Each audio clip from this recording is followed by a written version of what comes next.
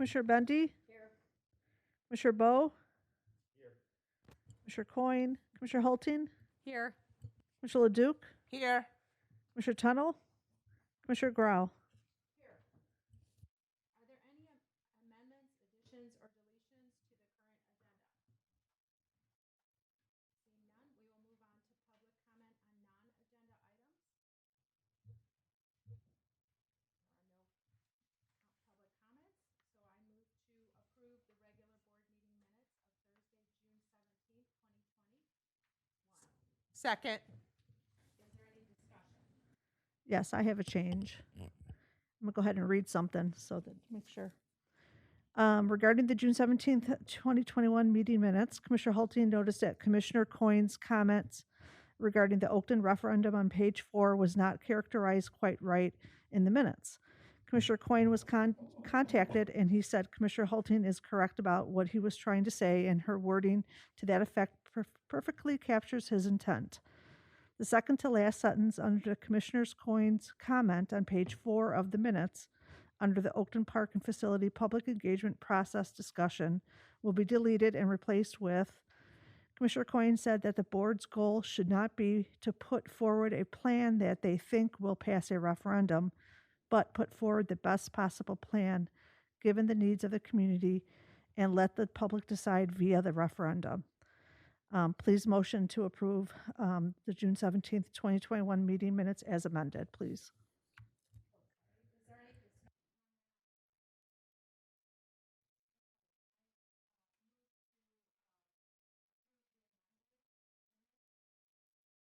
Second.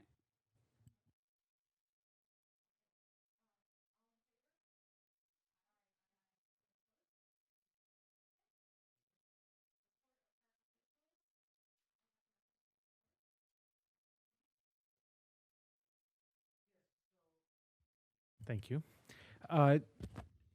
Although we've already been preparing for it and meeting back in person, the governor did extend one more time, and that's all he's going to do, one more time. So if we need any special meetings and want to do them by Zoom, you only have a few more weeks to do that.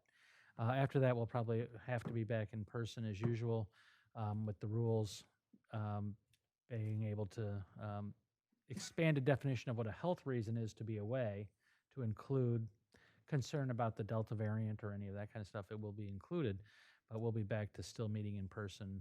He's unlikely to extend it again. So the Zoom meetings can be convenient for things like committees or other things, and we have a few more weeks if you want to do one of those to try and get it done, but that's about it.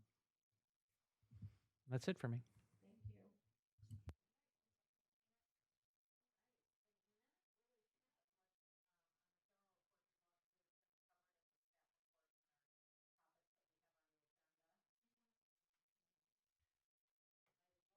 Into the mic because Marianne will get. Yeah, she's punching me. I know, exactly. So anyway, I do not have anything under general. As I said, we will be covering a lot in the staff reports and on the agenda items on the topics and the projects that I have been working through.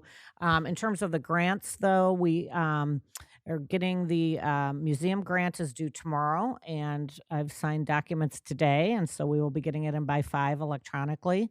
So that's been a lot of work by the team, a lot of the staff. Jennifer Minier has been kind of leading us through, and April staff as well, getting some documents together. And then today, IEPD came out and announced that the OSLED grant is open. So that's what we're going to talk about a little later, is the Hinckley, for the Hinckley project.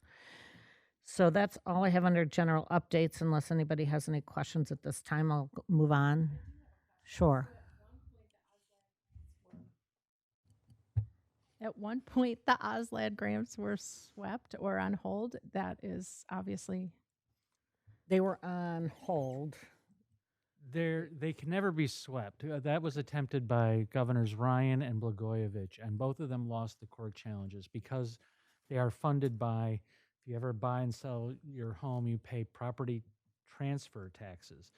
And the only way that passed constitutionally was that a part of it was dedicated to open space. And so that's a dedicated fund that no governor can sweep. Rauner tried it also. And so they'll never be swept. The question becomes whether they're parked so that the cash flow looks better for the state and they don't have to go borrow cash to pay bills. They borrow it from OSLAD. And so once in a while they decide they're going to park OSLAD while they borrow from it, but they never can sweep it. But that did not survive in the House, in part because they knew federal money was coming. They didn't anticipate a cash flow problem this year, and so onward we go. And they reduced the amount, though, didn't they, Dirk? They did. It's like 28 million, and it was 50 some. Is that? Well, 50 was proposed. Last year was 29. The new 28's a little bit less than the prior years. So people always try for more. Historically, it's been coming down a little bit how much has been appropriated, but that's where we're at. And yeah, so that'll be for those are the outdoor facility grants. This is not the park grant, which is a different thing, which is for indoor infrastructure. So this would be a matching grant. It's the same one that we got that we just received for Woodland. So. Just to finish up, the reason that OSLAD, the number fluctuates, you'd think if it's a dedicated fund, well, then you'd know what the money is. Well, we have the dedicated fund in there, but there's also money from the federal government that's open space dedicated called LawCon money, which comes to the states. That's paid by the utility companies when they take natural gas and oil from the seabed owned by all of us, the seabeds of the United States. They pay into what's called LawCon, and that LawCon money is then given in a block grant to the state. And Illinois frequently takes that and just throws that into the OSLAD grant as their way of spending it. And that's what fluctuates every year. This year, though, the state of Illinois is borrowing from LawCon too. It's a little complicated. So we're going to try to get the funds as usual. So always a project for that. So I don't have anything in marketing and human resources unless there's any questions on those items. Anybody have any questions on those reports? Okay. If there's no questions, I'm pleased to introduce Bob Lewis, and he is from PMA Securities. He's going to talk to us about all things finance, refunding bonds, and our status of our funding. So, thanks. Thank you for having me here tonight. It's good to be in person. I can't remember if I spoke to you guys. I think I did a virtual meeting with you guys. So. Yeah. Yeah. Welcome. Yeah. Welcome back. Thank you. So some of this will be a review, and I apologize if it's redundant for some of you, but I think it's always good to sort of review this stuff since you guys cover so much as commissioners that sometimes the bond stuff can become a little rusty. So tonight's presentation is going to give you an overview of the municipal bond market and what's been taking place. We're going to look at how park districts go about financing needs, and then as many of you may have, or some of you may have done, is refinanced your home. Your outstanding bonds, you have the opportunity to refinance some of those, which we've sort of talked about in prior presentations as something that was on the horizon, and the horizon is upon us. So I believe you guys have this in front of you. So I'm on slide 3. Slide 3 is an interest rate chart. On this slide, you see two different sets of data. The gray area represents the federal funds rate, which is a rate that many of us are familiar with. It's the one that you hear a lot about on the news and is meant to indicate the direction of monetary policy at any point in time. So when that rate's higher, it's usually if you remember from your old college days, that's a tight monetary policy. When that rate's lower, we call that an easy monetary policy.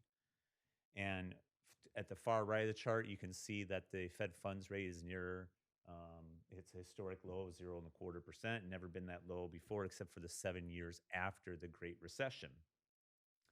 The other set of data on this chart is an index called the Municipal Market Data Index, which we use in our industry, similar to the Dow Jones Industrials is used in the equity markets. Used to monitor trends that are taking place. It's not necessarily meant to be exactly where a particular individual borrower will obtain an interest, or it's not meant to be the interest rate that an individual borrower would attain on a given day. So what's graphed here are the 1-year rate, the 5-year, the 10, and the 20-year rate. So when you sell a bond, there's a different rate assigned to each principal payment depending on the year that it matures. So unlike our mortgages and our car payments, we have one interest rate that's assigned to everything. Bonds are different. Each year that a payment matures, there could be a different interest rate assigned to that. So that's why you have a 1, a 5, a 10, and a 20-year interest rate. So this nearly 20 years worth of data is meant to give you a historical perspective on where municipal bond rates are in the last couple of decades. If you look at the far right-hand side and let's focus on the 5-year rate, because the bond financing we're talking about doing is a relatively short one. So that's the light blue. So if you go all the way across the chart, you can see we're near all-time historic lows. Not quite at the lows that we had last year, but we're not that far above them either. And I'm oftentimes asked, hey, Bob, what happened in those moments where the interest rates went up so quickly? And that's why we added these ellipses to this chart so you can get some historical perspective, sort of walk down memory lane of what was going on at those periods of time. So I only point out a couple of those today. The first one on the left, the peak of the green line there, that's when Lehman Brothers went bankrupt. Maybe you remember that. That was about the time we realized how serious this Great Recession was. It was shortly after that that the federal bailout occurred, and thus began the Great Recession. And then I'll point out the one on the far right. That's the most recent sort of market disruption we had, which was the COVID pandemic, which I highlight in more detail in the next slide, slide 4, so you can see more easily what's happened here in recent history. So it's the same set of data, but it's just beginning with January of 2020. So at the beginning of 2020, interest rates went up on this index rather quickly. They went up over 2 percentage points in a little over a week. That's a 4-fold increase. We've never seen anything like that occur in the municipal bond market. That was around the time that the professional sports league shut down, school went remote, flights were banned from Europe, all that stuff that we don't fatally or fondly remember, but we do because it's not that long ago. Thankfully, Congress stepped in with the first stimulus package. Federal Reserve created a variety of different stimulus or market stability programs, including its first ever one for the municipal bond market. Created a backstop for short-term borrowing that was only tapped into actually 3 times, twice by the state of Illinois. Go figure, right?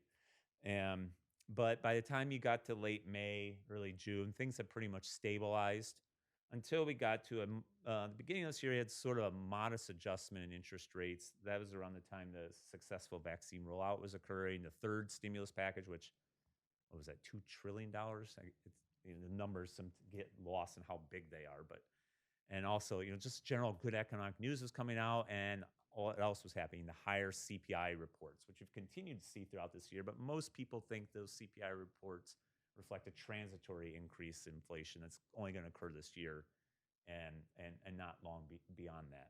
So since we had that adjustment in March, rates have fairly stabilized. They have come down here of late. It's mostly driven by supply and demand conditions in the market. But the takeaway you can get from this is things have stabilized. Interest rates are still near historic lows, although not at the all-time historic lows. The all-time lows were in August of 2020. These indices have never been lower than that point in time in the entire history. I think there's like 30 or 40 years worth of this data. So while we aren't as low as those rates were, we are considerably low, which is what dovetails into the next section of the presentation, is the refunding savings. Before I do that, though, is there any questions on the market? No? Okay. So just as a reminder, your bonds are rated, and the rating that you have on your bond, or I should say some of your bonds are rated, your longer-term bonds are. Your short-term bonds we've sold without a rating. And a credit rating is similar to our credit scores we get as individuals. You want, obviously, the highest credit score possible to get the best lending terms, and you want the highest credit rating possible to get the best lending terms. There's 4 rating agencies, and 2 of them are predominantly used, and that's Moody's and S&P. Your rating is a AA+ by S&P. That's the highest rating. It's actually the same rating as the United States government has currently. I'm oftentimes asked when somebody has a AA+, why are we not AAA?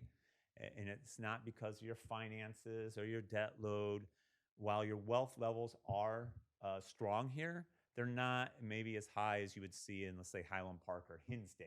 Those are the areas where you generally see the AAA ratings occur. That said, there's nothing to be ashamed of for having a AA plus rating. It's not many entities have a rating that high. So slide 7 is a summary of the outstanding principal by series. So this is just the principal payments that are owed, not the interest payments. You'll see that on a subsequent slide. This slide shows that you have 5 current series of bonds, and at the bottom of each column, it shows a generic term of what the original purpose was. I have a little bit more detail on the 13A and 13C bonds here in a moment. And then also at the bottom, you see the call date. I'll talk about what that is in a moment. And then the interest rate range. What are the interest rates on these bonds which make them attractive refunding candidates? So you can see on the 13A and 13C bonds, you have interest rates ranging from 3.5% to 4%, which is considerably above the market right now. Now, what the call date is. With our home mortgages, we can refinance those at any time that you want, as long as it makes sense to do so. If your rate's low, if your rate's already low, obviously you're not going to refinance because there's costs that you incur to refinance. But you can do that anytime you want. Municipal bonds have a period of time in which you cannot refinance them unless you have a call date assigned. And typically that call date is 7 to 10 years after the issuance date. So your call date on these bonds, they were sold in 2013, was 8 years later. So that means we can call in, that means pay them off, and issue new bonds at a lower interest rate. The 14B bonds are your other series of callable bonds, but at this time they're not a viable refunding candidate. One is the call date is more than 1 year away. So under current rules, if you did try to do it, because you can do a refunding well in advance of the call date, but you can't sell them at as low as rate possible. You can't get tax exemption, which is what you want to get on your bonds. Doesn't mean they're tax exempt for your purposes. They're tax exempt for your investors' purposes. They don't pay taxes on that interest, so you get a lower interest rate. So if you went to refinance the 14B bonds, you couldn't refinance them tax exempt. The other thing is, if you refinance them this year, the proceeds of that bond sit around in escrow for 14, 15, 16 months, earning very little interest.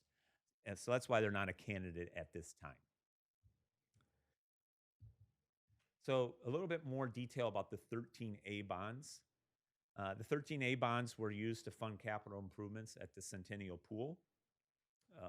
And they're payable from your debt service extension base. So a little reminders, your debt service extension base is a limitation on the annual payment that was put in place by the tax cap back in 1994.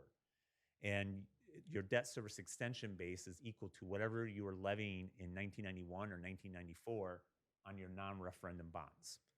And a little bit here, I'll show you on a graph what your debt service extension base is. And that, for the last 10 years, has been tied to CPI, so it goes up annually by the CPI that comes out in January of each year. So there's around $3.5 million that are callable on December 1st. The average interest rate on these callable bonds is about 3.74%.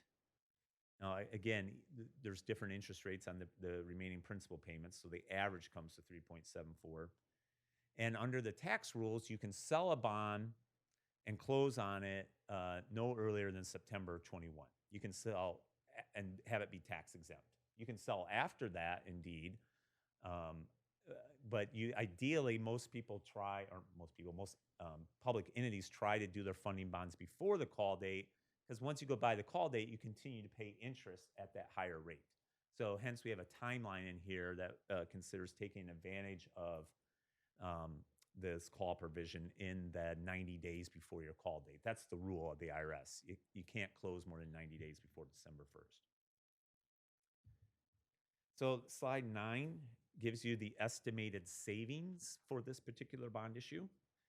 And what you see here in column format is the first set of numbers is the estimate for the debt service. Until the bonds are sold, we don't know what the payments will be. You can't lock in your rate like you do with your home mortgage by just saying, hey, lock my rate on a phone call. You actually have to sell the bonds and enter into an agreement with an underwriter who then resells them to investors. Then in that next column, the net new debt service, sometimes that's adding some unfunded payments to that. In this case, there is nothing that's unfunded, so it's the same set of data. You compare that to your old debt service. I apologize here.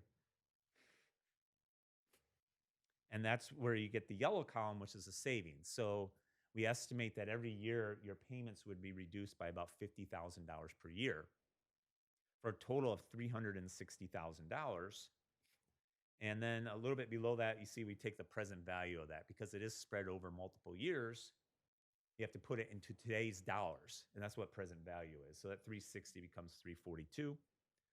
We take that and divide it by the par amount refunded, which is 3,460,000, to come up with a savings percentage of 9.9%.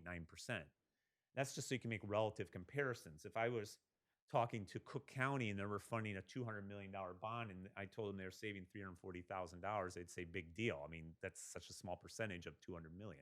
So that's why I always divide by the par amount of bonds refunded to get a relative comparison. And just so you're wondering what's the market sensitivity, that's what the first bullet talks about. For every 25 basis point, that's 0.25% change in market rates, the savings would go up or down $40,000. And because this is a non-referendum bond, what it does, a refinancing of it would enhance your borrowing capacity for your non-referendum borrowings. You'll see that a little in a moment here in the graph when we get to that. The next set of bonds that are called 13C bonds. And these were originally approved by referendum to acquire the land known as the youth campus, which I believe we're standing on that land, correct? And that it was about 6 million of those bonds that are callable, and the average rate on those is just a touch under 4%. And the same sort of restrictions apply. You can close on a refinancing within 90 days of the call date. So here, the estimated savings are shown on the next slide. The savings here add up to, and again, these are estimated, add up to $1.2 million. Present value, that's $1.1 million. Now, why is this more than the other one? One, your average rate is a little bit higher. Two, it's a longer bond financing. So if I'm refunding more years past the call date, there's more years of interest that I'm saving. And thirdly, it's a bigger bond issue. This one's $6 million. So all those factors together lead to the higher dollar amount and the higher percentage. Your percentage PV savings here are nearly 18%. That's pretty high from a relative historical perspective. Your savings here would fluctuate about $140,000 for every 25 basis point fluctuation. Now this, because it's a referendum bond, there's nothing that the Park District can do to benefit the operational funds. The savings that you would achieve here would go directly to your taxpayers in the reduced payment. Now, because you have such a large tax base, by the time that gets down to the individual residences on your median home, according to the Census Bureau, is $425,000. It's about $5 off their annual bill. So, everybody saves one Starbucks on their taxes.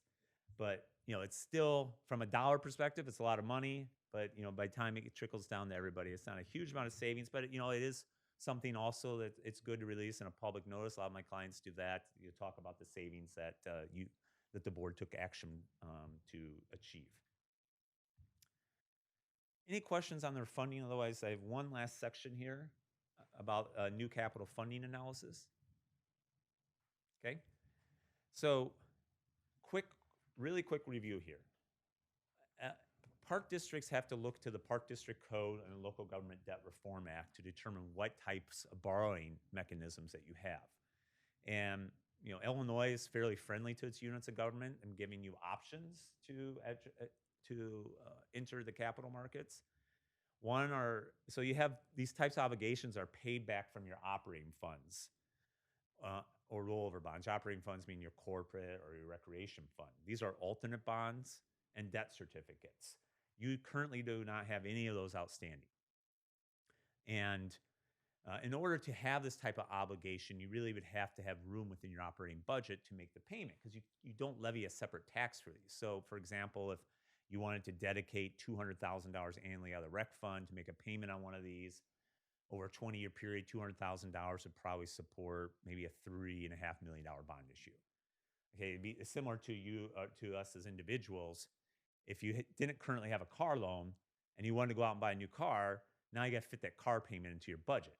And if you're not currently running a surplus within your homeowner's budget or your household budget, you're not going to be able to go out and buy a new car. Same sort of thing applies to these types of financings. Is you have to be confident that you can pay them from within your operating funds. And then you have bonds paid from a separate tax levy. You have your general obligation referendum park bonds. Examples of those are the 13C, which we already talked about, and the 14B. And the non-referendum park bonds, which are the 13A, 14A, and the 2020 bonds. In order to do the non-referendum park bonds, you have to do a hearing, which you have done from time to time. The last 2 times we've done a 2-year bond, trying to minimize on the cost of issuance by doing 1 2-year bond versus 2 1-year bonds. You may recall that conversation. And the a refunding of these bonds do not require an additional hearing. So when you go to do refinancing, you do not have to do those additional steps for either the referendum or the non-referendum refunding. A little bit about your legal debt margin. All entities within the state of Illinois, other than home rule cities, have a legal debt margin that you have to take consideration of. Think of this as your credit card limit. And you have 2 limits as a park district. You have your overall debt limit, which is 2.875% of your equalized assessed value. Your latest equalized assessed value that we have is 1.8 million because the 2020 value is not out yet. Cook County is later than normal this year. So you take that 1.8 billion, I think I might have said million the first time, and you multiply it by 2.875%, you get $52 million. So I'm in that column with 2020 on the top. Think of that as your credit card limit. But at any moment in time, you usually have charges on your credit card, and that's your current principal outstanding, which is $12.4 million. That's at the direct debt end of period. You subtract that from the 51 million, you get 39.4 million. So that's your net credit card limit, if you will, your net debt limit. So I know there's consideration of a potential referendum bond here at some point. That numbers are really important then because that determines how much you can borrow via referendum, which I believe that number is more than enough for what you've been considering. And then you have your, also that counts against this limit are debt certificates, which again you have none of, and your non-referendum park bonds count against that limit. But your non-referendum geo park bonds also count against an additional limit of 0.575% of your UAV. So it's only your non-referendum geo park bonds that count against that. So your gross limit there is 10.4 million. You currently have roughly 4.5 million of non-referendum park bonds outstanding. So your net limit's 5.5 million. Okay? So we always have to be mindful of those limits when we're putting together a plan of finance. Sure, yes. Okay, so the 39 million, is that firm, or we're still waiting? You're still waiting for Cook County. So when the new EAV comes out, that number will either go up or down depending upon whether your new EAV is lower or higher than last year. Now, the assessor, Cook County assessor, lowered assessments across the board. There's some information on his website about that. But he's not the only one that has the last word because everything that he does goes down to the state and they apply a multiplier to it. The preliminary multiplier this year I saw was like 3.08 or 3.09, which is one of the highest we've had in a long time. So just because the assessor lowered property values doesn't mean your EAV is going to go down because the multiplier may bring you back up. So, yes, right. But when you do the math, though, it's not like it's going to go down to 30 million or jump up to 50. It might. It was lower, but your EAV's gone. You had your triennial reassessment, and that really shot the number up. Plus, every year you pay down principal. So between those two things, yeah, your EAV went up in levy year 18%. So that substantially increased the number when you tax base went up, a fifth in 1 year. So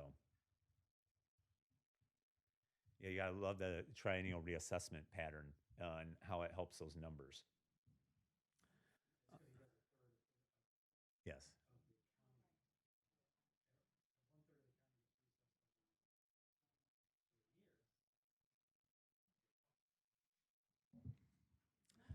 So slide 15 is that aforementioned debt service extension base, or as we call it in the industry, the DSEB. And that's represented by this solid red line. That's the constraint on your annual payments on your non-referendum bonds. So we not only got to be aware of the so-called, what I've called the credit card limits, your debt limits, but we also have to be aware of this limit that constrains how high the payment can go in any one year. The dash line is just a representation of what your DSEB might do over time as CPI average 1.5%.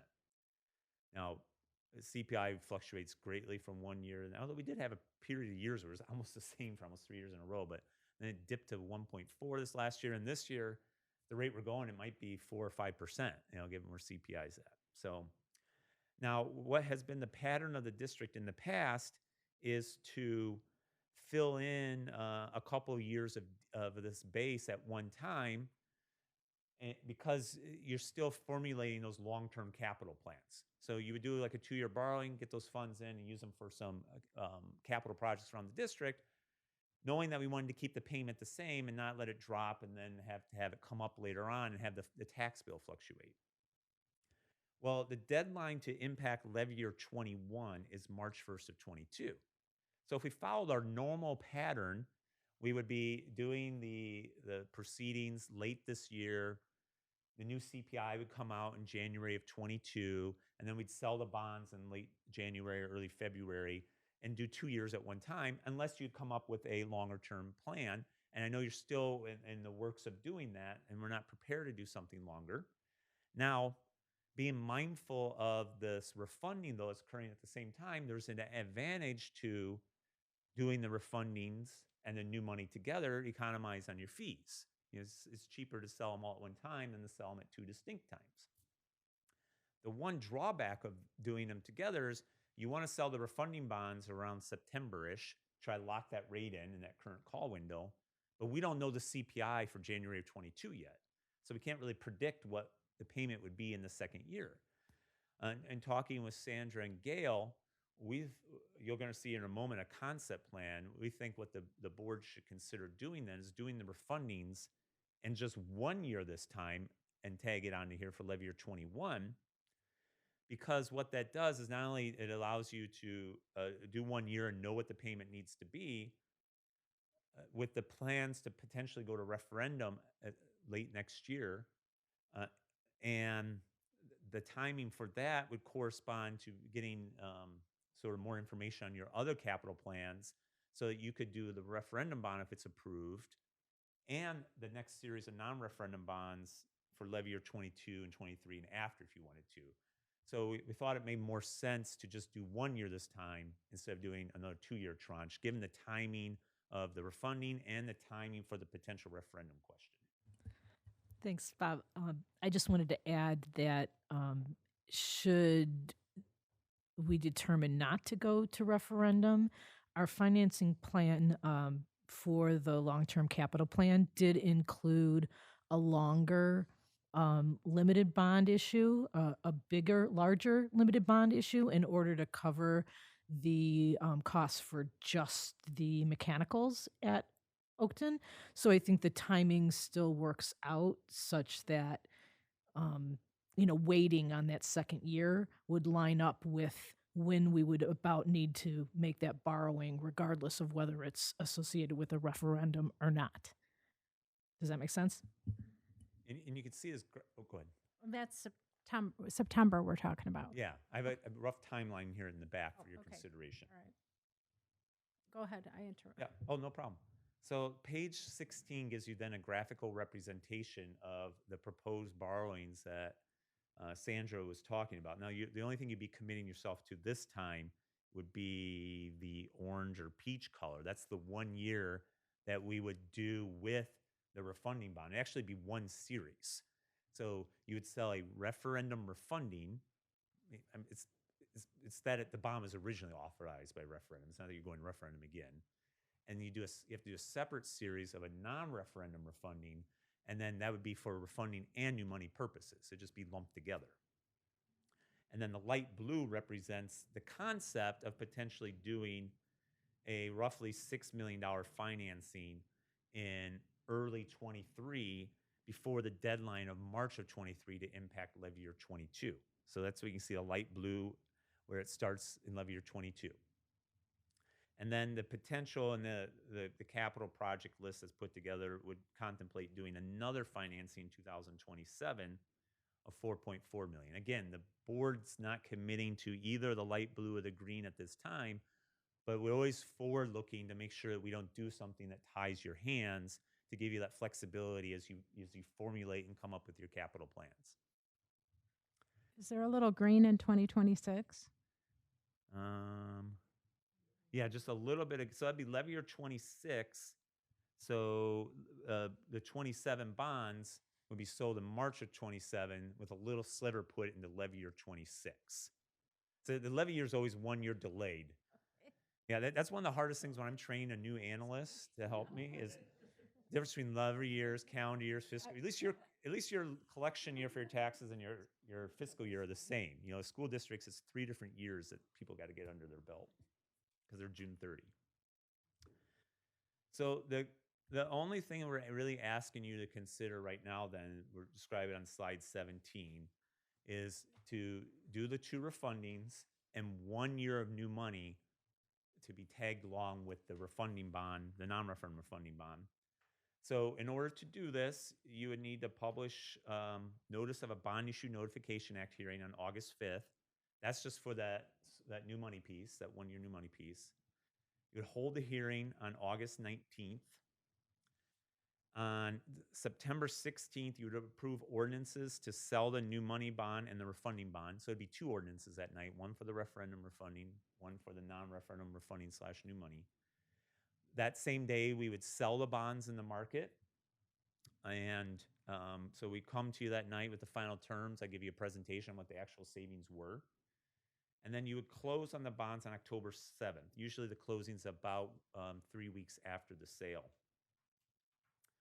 And we did talk about potentially doing it a little sooner because we could sell maybe as early as the Wednesday of the week of Labor Day, but it would require you to hold a special meeting to approve those ordinances. And we didn't feel it was necessary to do that, but we would monitor the market and perhaps make the recommendation that, hey, maybe you could consider to come in for a special meeting to approve those ordinances so we could get in the market a couple weeks sooner and eliminate your market risk. Now, we're not expecting big news to come out in the next couple months that cause major changes in the market, given what the recent Fed speak has been. And we just had the hottest inflation report in the last 14 years, and the Treasury market rates went down that day. That just goes against conventional wisdom on what interest rates are supposed to do when inflation is running hot.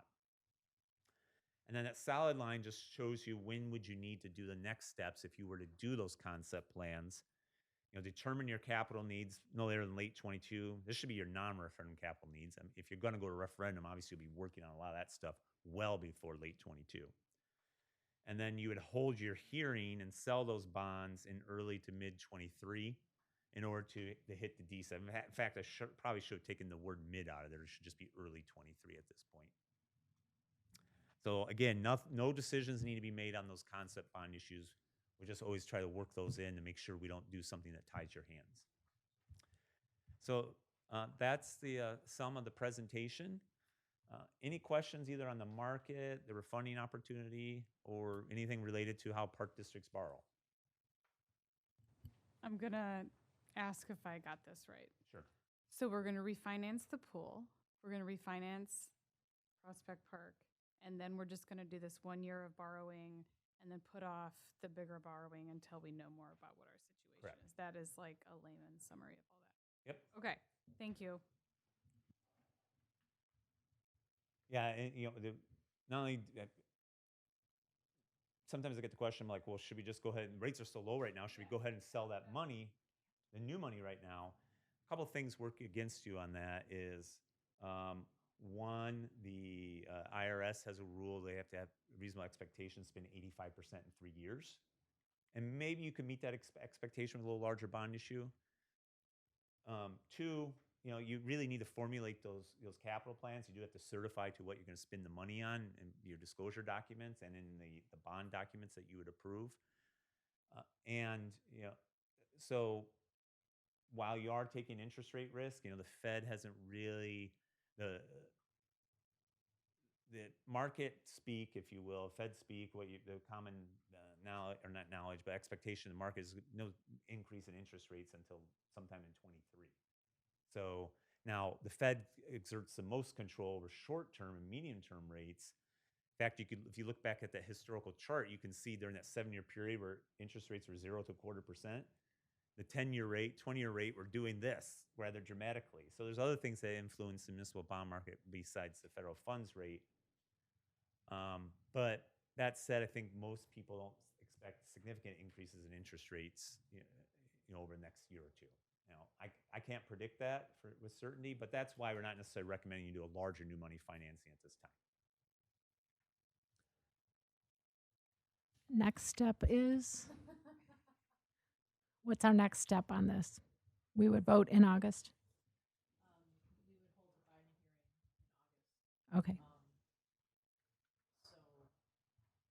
Yeah, so what would happen is on August 5th, or thereabouts, it would get published in your local paper, this notice that a hearing is coming up.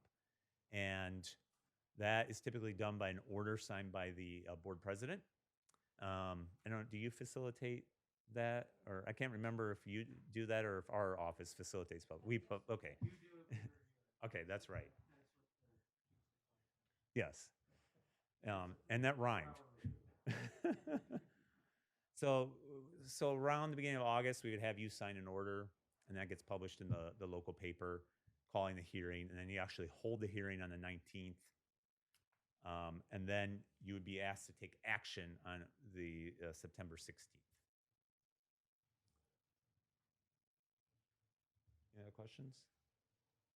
You do a great job of making a very complex subject approachable for us. Oh, and I've been seeing you for years, and I still struggle. Well, next month will be the fund accounting seminar. Yes. No, you do a great job. Thank you. Thank you. Way better than the article in Investopedia. Well, the good news is Illinois gives you a lot of flexibility. The bad news is it makes it complex. Yes. 'Cause in a lot of states, the only way to borrow is go to referendum. That's really your only option. And because when you think about the municipal bond market, I showed you that chart at the beginning of this. It's interest rates for the municipal bond market. Really, the municipal bond market is a collection of 50+ different bond markets because each state has its own set of rules they have to follow. And even the territories can issue municipal bonds. So that's why I said 50+. I do know how many states there are. So. And it's the flip side. Illinois won't let you save money as a unit of government, so that's why you've got this flexibility. That at a certain point, if your reserves exceed a certain mathematical formula, you're subject to a tax challenge. Right. So they oddly, although we all grew up with our parents telling us to save money, Illinois says to you as a unit of government, you can't just save money and sock it away. You have to have a use for it when you get it. Yeah, I can't tell how many public meetings I've been to, and you probably too, where the ones that are borrowing are told, why didn't you save this money instead of borrowing it? And then the ones that are saving the money are like, well, why are you saving all this money? So it's like there's no nice middle ground. Well, thank you again, and I will, we'll follow up and make sure that you get the documentation. Thank you, Bob. Yep. Thank you very much, Bob. You're welcome. All right. Okay, my next item. I have on the agenda the Oakton Master Plan public engagement process, and I wanted to spend some time just going through some of the items that have been brought up that are still in question. But first, we have someone, I believe, that would like to make some comments. So I thought we'd do that, some public comments on that. So we'll do that first. If I'm looking around, it's got to be. I know everybody else in the room.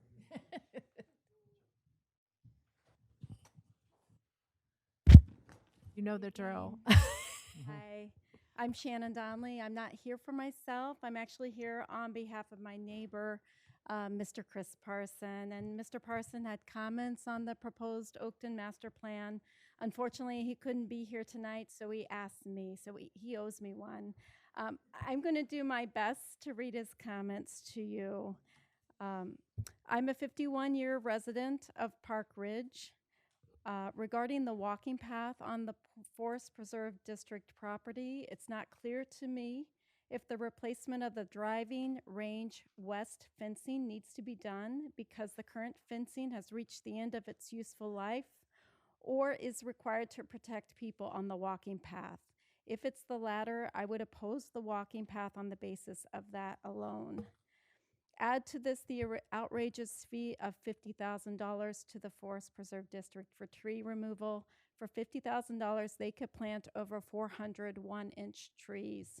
Requiring the Park District to stripe a bike lane down Florence and west on Sibley and put a traffic light at Sibley and Riverside Drive should not be the responsibility of the Park District.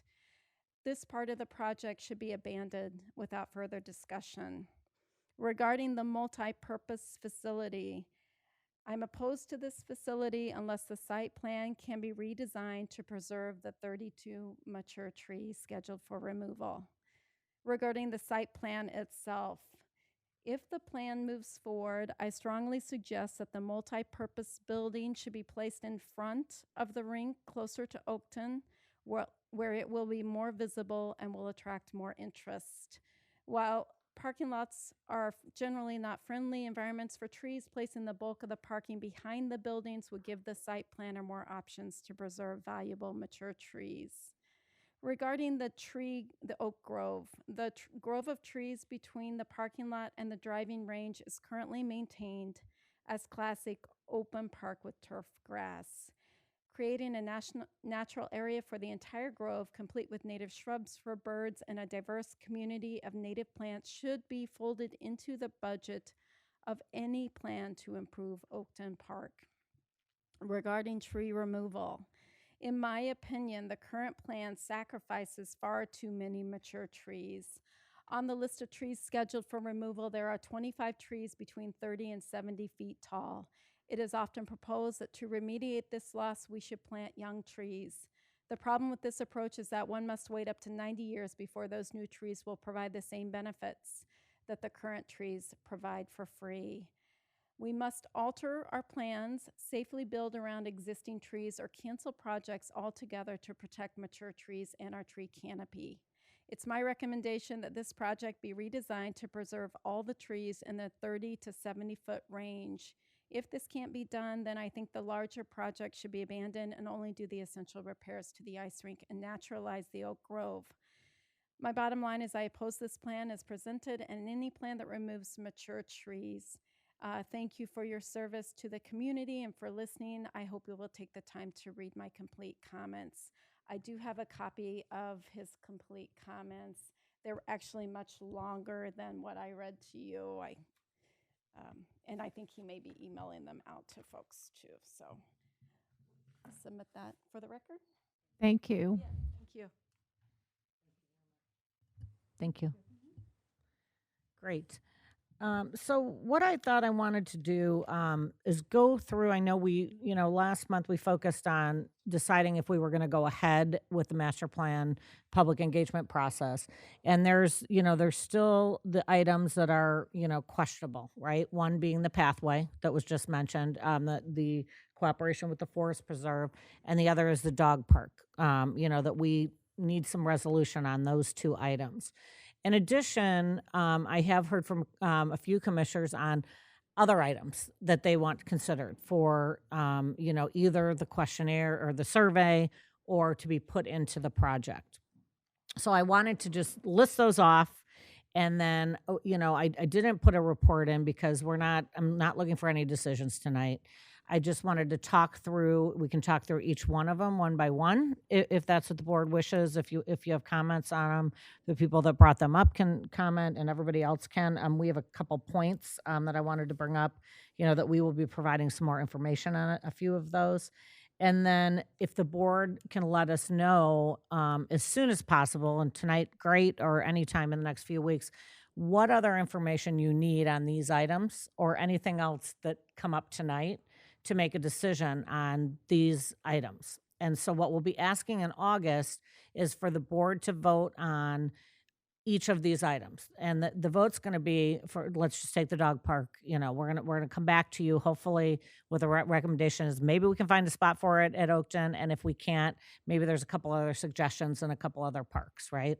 Do you want that taken out of the project completely? Do you want that item on the survey? Or do you want us to include the costs in, you know, the project that we're going to start presenting back to the public in September? So for each one of these items, we're going to be looking for a consensus in August. That makes sense? Okay. So in terms of the walking trail pathway, I'll just start it off. You know, we talked about those costs, approximately $615,550. That's without stormwater. That's without the IDOT crossing beacon, which is approximately $100,000, and then without the netting and the poles. Since the meeting, Superintendent Wolf had a bright light go off, and after going out into the property, determined that there would be enough room for a pathway on our property right along it'd be the west end, you know, along the netting, and then along the back, that we could do this without going on forest preserve property possibly. So we could connect the path. That is an alternate idea. We do not have the costs on that yet, and that's something we'll be getting to you in the next packet. Okay.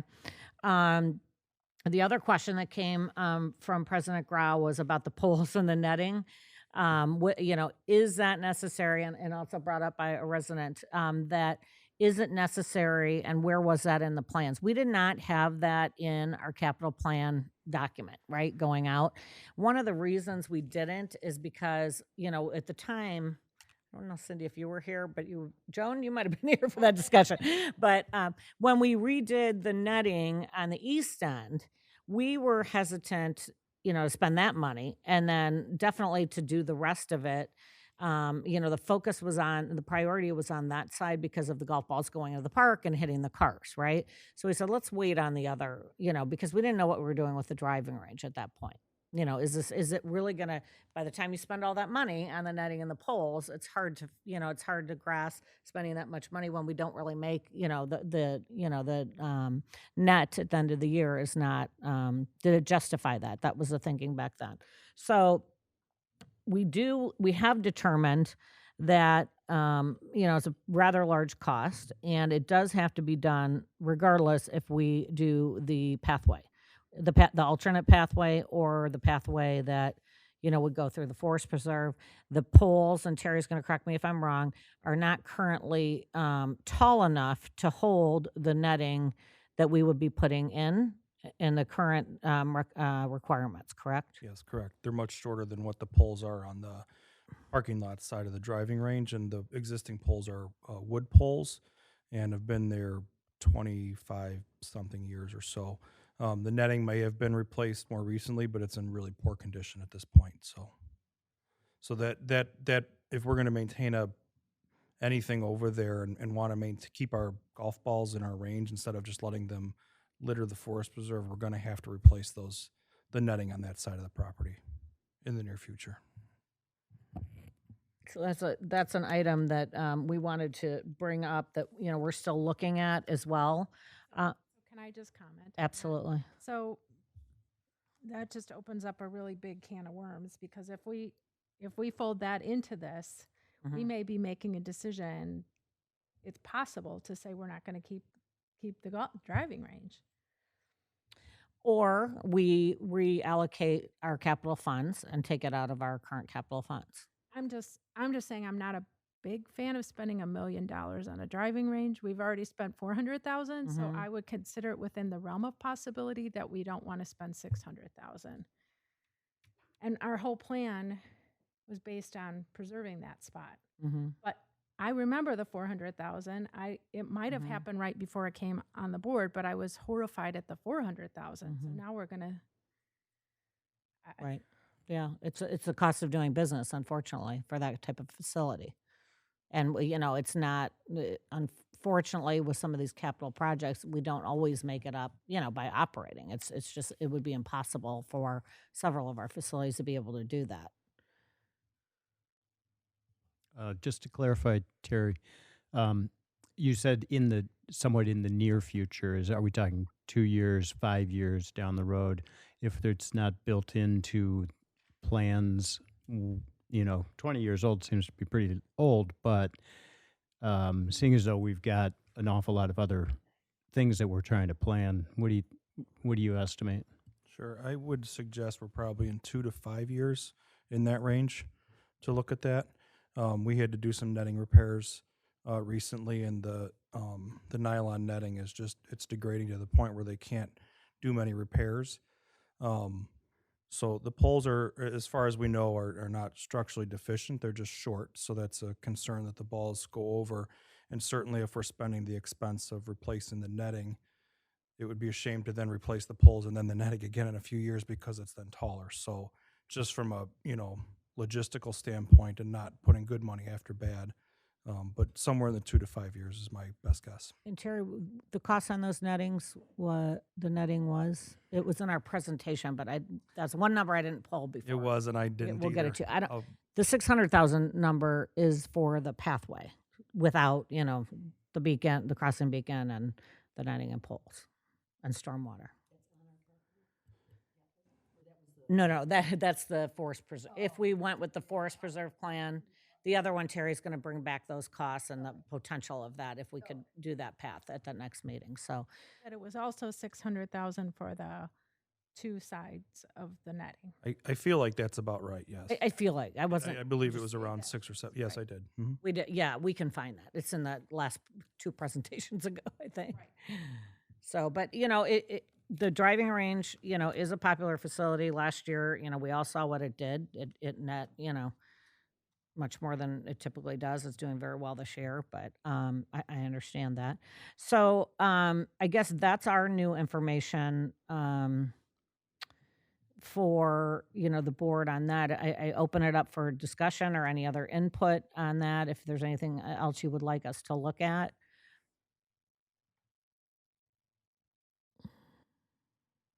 No. At this point. Is this for adding to the plan presented to the public?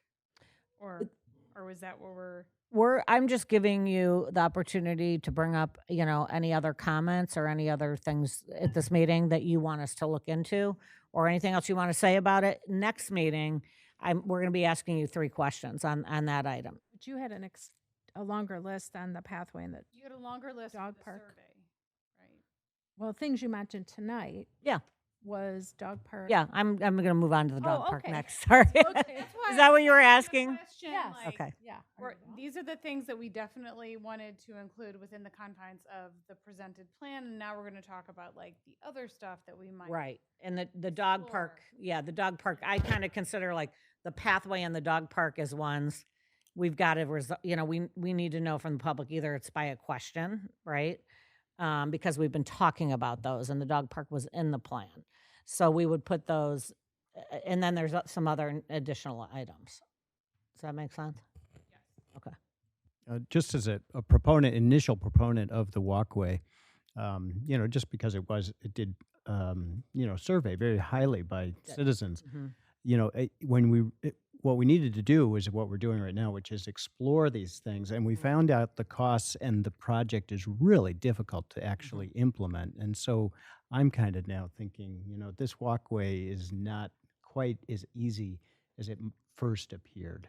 And it just seems like a rabbit hole that if we're going to try to cut expenses, this wouldn't be the way to do it. Right. Yeah, that's why we're looking at some alternatives. As you said, every single, and I wrote all that out. I don't think I need to go through that with the survey. It was saying right on every single graph that we showed you in the packet, walking trails is, on the high list, as you said. So I think that was one of the, the attractions to, trying to work that out with the forest preserve, but certainly understand, these costs are, and the difficulty and the challenges with, getting it done. It can be done. It's money, right? And what's the value versus doing something else? So I think that's what we're trying to narrow in on. So I think you said that very well. Thank you. In terms of the dog park, it's another challenge. Superintendent Wolf is confirming with White, our architect firm, that is there some spot we can carve out at Oakton? I don't think there is, but we're just taking another look at that because we know how important that is, and we've heard a lot about that already at the meetings we've been to. We're also going to look at these alternate locations. It's also challenging for a dog run, or a dog park. We have looked at this, in recent years. We've looked at it in the past when it ended up at Oakton. And the challenge here is that, like it is with a lot of the things we try to do in the parks, is that there's homes surrounding, very close, to every spot we would pick. And it looks like there's a lot of opportunity in our parks. When you start looking at how much of them are covered at some point of the year by fields, baseball, football, soccer, there's very few options and that are not next, even with that, without that, they're next to the homes. So is this something we want to put in as a question in the survey? I think that's the way to handle it, but I think if it'd be easier if we had some definites that, we have a spot for it. And if we don't, maybe we say no, it's something we're eliminating completely. But I think we have to have some kind of a resolution on that before we start going out to these public meetings again. Because, I think what we were saying in the meetings when we were out is that we were just seeing what people said in the survey. But I think, we've got to say, all right, we have a spot for it or we don't, and where are these spots that we're thinking? So that's another thing we're going to bring back and talk about at the next meeting before we ask you to decide that. So is there any other thoughts or comments on the dog park, dog runs? So are you going to come back at us with the next meeting? Mhm. Some potential locations for the dog runs? Yes, that's the plan. Yeah, I think that would be great. People have made a lot of comments to me Mhm. about the need for dog runs, and Superintendent Wolf and I, when we met, talked about having runs in a couple different places. Oakton isn't particularly handy to folks living on the south side of town, so it would be nice perhaps to have a couple of places where we had dog runs in the Mhm. north and south half of town, so people could have the places close. Maybe a couple, I right? know we're limited. I mean, now every park I go to, I'm looking at where the soccer fields are, and I Right. notice this more. But yeah, I think it would be good to have Mhm. people could take their dogs that were closer to their homes. Right. Anybody else? No, I'm just gonna wait until I hear the alternate. Okay. locations. There's definitely, including my household, a lot of pandemic puppies that Oh, yes. need a place to frolic and Right. get socialized after spending months just curled up in Mhm. their human backs. Right. Right. Very good. Anybody else in the dog park? Okay, so the other items that were brought up to me is an open space fund. And this would include a specified dollar amount that would be added to the referendum for future open space purchase, not designating a specific property. And as I'm saying that, Sandra and I had a conversation late today, and I did not get a chance to contact our attorney, but I think we talked about it, Dirk. But if this is allowable, or does it have to be taxable debt, or if we were just to put on because Glenview did that, right? Yeah. They put on the referendum just open space. Right. Okay. For future purchase. Right. I mean, it's a marketing opportunity. So how you describe it is to try and get interest. Mm-hmm. So there's a little bit of the marketing opportunity plus counterbalanced by keeping flexibility. And that was my idea. Basically, if we do take up more open space at Oakton, I would at least like to be able to say we've preserved other space. The other space probably won't have the trees. I can't think of any place in town, maybe the cemetery or at Main East, that would have those amount of Country trees. club. Yeah. The country club. Like that will have enough money to buy. Just saying there's a lot of trees. That's all I'm saying about that. So, that to me is kind of a consolation, perhaps, for people who are concerned about the developing at Oakton. So, I would consider being in favor of developing more of Oakton if I knew that down the line we could preserve another space. Can I ask a question? I'm sorry. Dirk, do you know, would those proceeds of that bond have to be spent within 3 years then, or going back to Bob Lewis's? Yeah, I mean, you pay a penalty to the IRS. Okay. I just didn't know what kind of a long-term funding that would be. 8? Yeah, it's arbitrage. They're after you. They don't like you. They don't want you to sit on money. Was the Glenview referendum, was that only open space or was it attached to something else? Oh, no, yeah. The ice rink and, no, it was a huge, yeah, There's a whole variety. museum or their nature center. Yeah, they tagged a lot of special interest groups who went out and really pushed to get people out. How much did they add to the referendum for the open space? I don't remember. I don't know, I can find out easily, yeah. And well, What did part of they- that is what do you consider open space? I mean, there was money in there for the farm and the farm. Is an open pasture open space, or is that a pasture? Yeah, but I think that was separate for their. Oh yeah. It was very generic. Mhm. It was very generic. So what did, I I think think they they had a purchased parcel in something mind right though away. when they Well, and did that. And the ice rink. Yeah, but they're open space. I think they had something in mind. They just didn't put it on. I'm thinking, but I can easily find it. It was adjacent property that they purchased. Any other comments on that? This time? All right, playground. We had a commissioner bring up adding a playground at Oakton. I think a couple of the thoughts that we had as a staff is that we'd have to first see if there's room, right, and the footprint for that amenity. There's a possibility, it's where we're looking for maybe the dog park north of the indoor turf or within the tree grove, possibly. Are the two spots I think that are open right now. But I'm not saying that's ideal. I'm just saying the open space that's there at this point.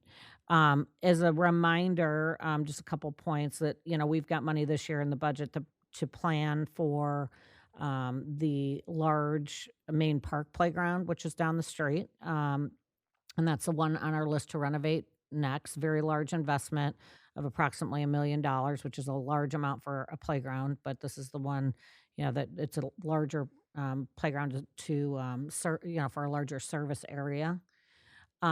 We also have in the next 5 years an estimated of over $2 million for playgrounds. And another option if the board's looking to add other things to the referendum that are not all things Oakton, we could look at, putting in the referendum these larger playgrounds. The next two big ones, is Main Park and South Park playgrounds are coming up. I looked at her estimate. We have 6 playgrounds at an estimated cost of $3 million in the next that are 20 years or older, right? And the next 6 playgrounds together. So a lot of that, big chunk is Main Park. South Park and Main Park together are costs of $1.6 million. Now these are all estimates, of course.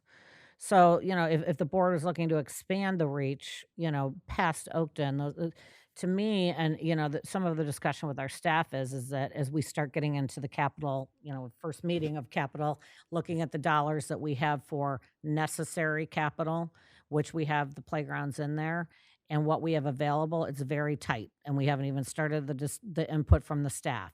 And these playgrounds, I mean, we have playgrounds, 6 of them, like I just said, that are over 20 years old. And so we can't even keep up with these playgrounds that we have now. There's 16 of them. So we're nervous about adding another one, but if we were to add something to the referendum, for our current ones that we're having to replace, it could free up, a little money. But it's a cycle that, we have out, I think it's until we have all the playgrounds listed, and there's some out till 2028, I think is the last one. So, playgrounds are, very important to people. But so we do our best to keep up, but they become more expensive and they become bigger, and people want different things in them. So that's just some information from the staff side on that. And Joan, did you want to bring anything up? Because I know that this was something you brought up as an idea. Just as an idea, Mhm. throw it out there, see if it, Mhm.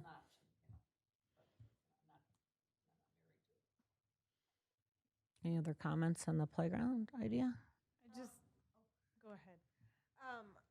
I guess my thought would be, and I mean, I say this as a mom of two school age kids, and who's talked to a lot of other parents of school age kids. I feel like a lot of people in the community would probably rather see, because like one of the nice things about a lot of the current playground locations is they're near fields, right? So you have the older sibling playing the baseball game, and rather than having the younger sibling sitting there whining for 2 hours, you've got a playground you can put them on.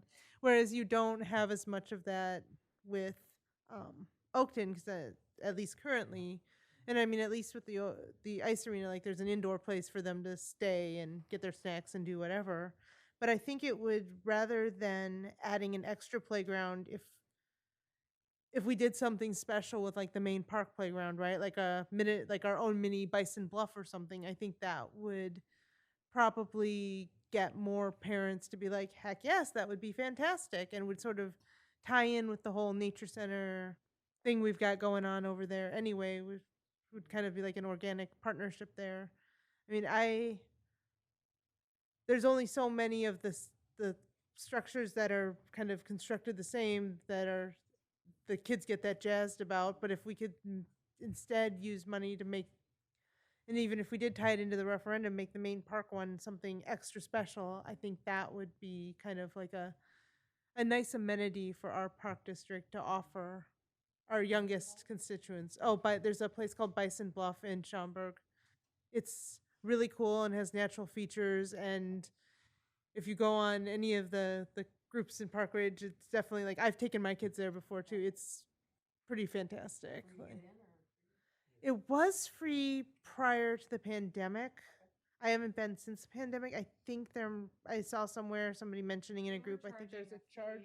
To like limit attendance. Right, I think there was, but I don't know if they're still doing that since phase 5. But when I took my kids, it was pre-pandemic and still free, and just it was just really cool because it was like a unique thing rather than a similar structure to what you would find in most playgrounds. I think Oakton is relatively isolated in this city because of where it's located, and a lot of folks, because the railroad tracks are there, I don't think a lot of people are accessing the park from the north. And the people who are accessing the park from the south are going to come from the same neighborhood that Main Park is in. So my initial reaction to this would be, we don't need another playground, and let's focus our attention on Main to serve the people in that neighborhood. I like the idea of thinking outside of the box like that, and I do know that the ICE participants and users have, they say that there's a lot of downtime when you've got an ICE event, and there is a nice, when you've got another attraction where you can get the kids out, just like Jen was just saying, it's nice to do that. I do question whether or not we need another playground just because we've got all these other ones that are in the area. But I do like that thinking of trying to figure out how do we make the ice arena really attractive and give people something to do when their child may not be participating, for an hour or more. I think one of the things we had in the turf is an indoor playground that could be put up at, like features and stuff that we could put up at times for that kind of a purpose and for rentals and things like that. So that was just to mention.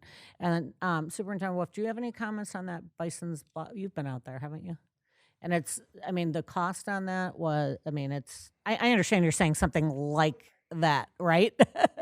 not that. Small, Yes, exactly. A Park Ridge bison. petite bison. Yeah, it was about $3.5 million development, but part of the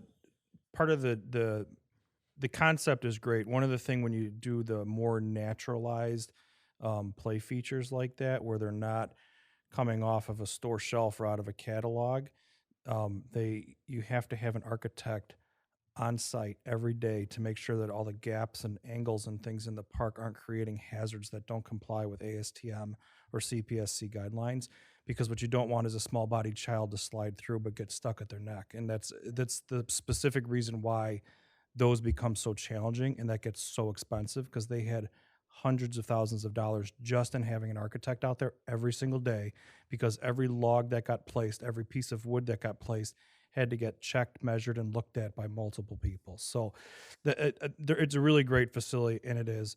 I think we would want to look at a different way to do that. Just from that perspective, I think just maybe having, you said mini Bison's Bluff, but you also said, or a really exceptional playground or something like that, or a different play feature maybe. So that would just be where my thoughts are with that. So just so you're aware, because that's one thing that people, I think, tend to forget or not really realize all the time when you have those natural play features. So There's also the fake wood. I mean, the wood looking, right? Then Yeah. that's not the same. That wouldn't be the same challenges, right? no, well, Okay. I mean, as long as it's manufactured by someone that's Yeah, runs- playground design, a company, Mhm. right? I don't know. They just put one down in Lincoln Park as well. That's pretty like that.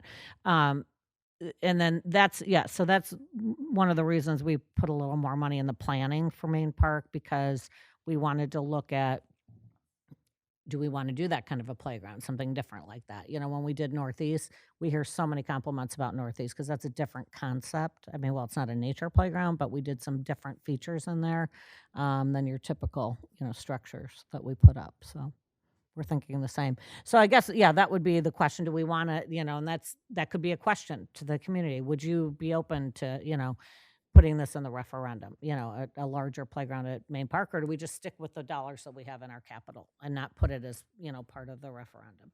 When we went through all these questions originally, we kind of circled back to the fact that, maybe let's just stick to the project. Let's just stick to Oakton and what we need to do at Oakton. But that doesn't mean we can't expand it to other things. And I think the last thing that was brought up to me was a splash pad. Again, I'll just go through a couple of the staff points on this and some of the things we've thought about. That, currently this splash pad is not at capacity. That doesn't mean that another one might, not go to capacity. It's very popular and it's very well used. We have spent a substantial amount of capital dollars on water and pools in the past 9 years with Centennial and Prospect. And then again, need to look at the current footprint. If the turf wasn't there, sure, we could fit something like this. There's another consideration. We do have the wading pool at South Park. At some point, we're going to have to, look at that. When we look at the playground, we could look at, maybe doing something over there. We don't have that in the budget now to do a splash pad over there, but that could be something you could add to the referendum. And bathrooms, at that facility that we don't have without going into South Park. In the surveys and the comments from the public, what they're really looking for when they talk about water is a 50-meter pool. So that's, splash pads don't come as high on the survey as that 50-meter pool is what we hear a lot about from the public. So I just wanted to mention those comments that we had, when thinking about that feature. I think I remember saying splash pad just because I think didn't the campers used to walk over from Main Park to the Oakton pool? So I thought, well, that's a option for campers to get some water time in. But again, I was only suggesting these smaller items, less than $1 million probably dollars. Yeah, well, the playground I would hope would be less than $1 million, just because if there was, just to make it a little more interesting. But anyway, I was just throwing it out there. So that's kind of what I was thinking on the splash pad, was kids walking over from camp too. But anyway. Can I clarify on that? Were you saying instead of turf? Because Yeah. you said that about the playground, but you didn't I've kind of said that. Yeah, if there wasn't turf, you could do a playground, you could do a splash. Okay. So I don't know. It's possible. Just throwing it out there.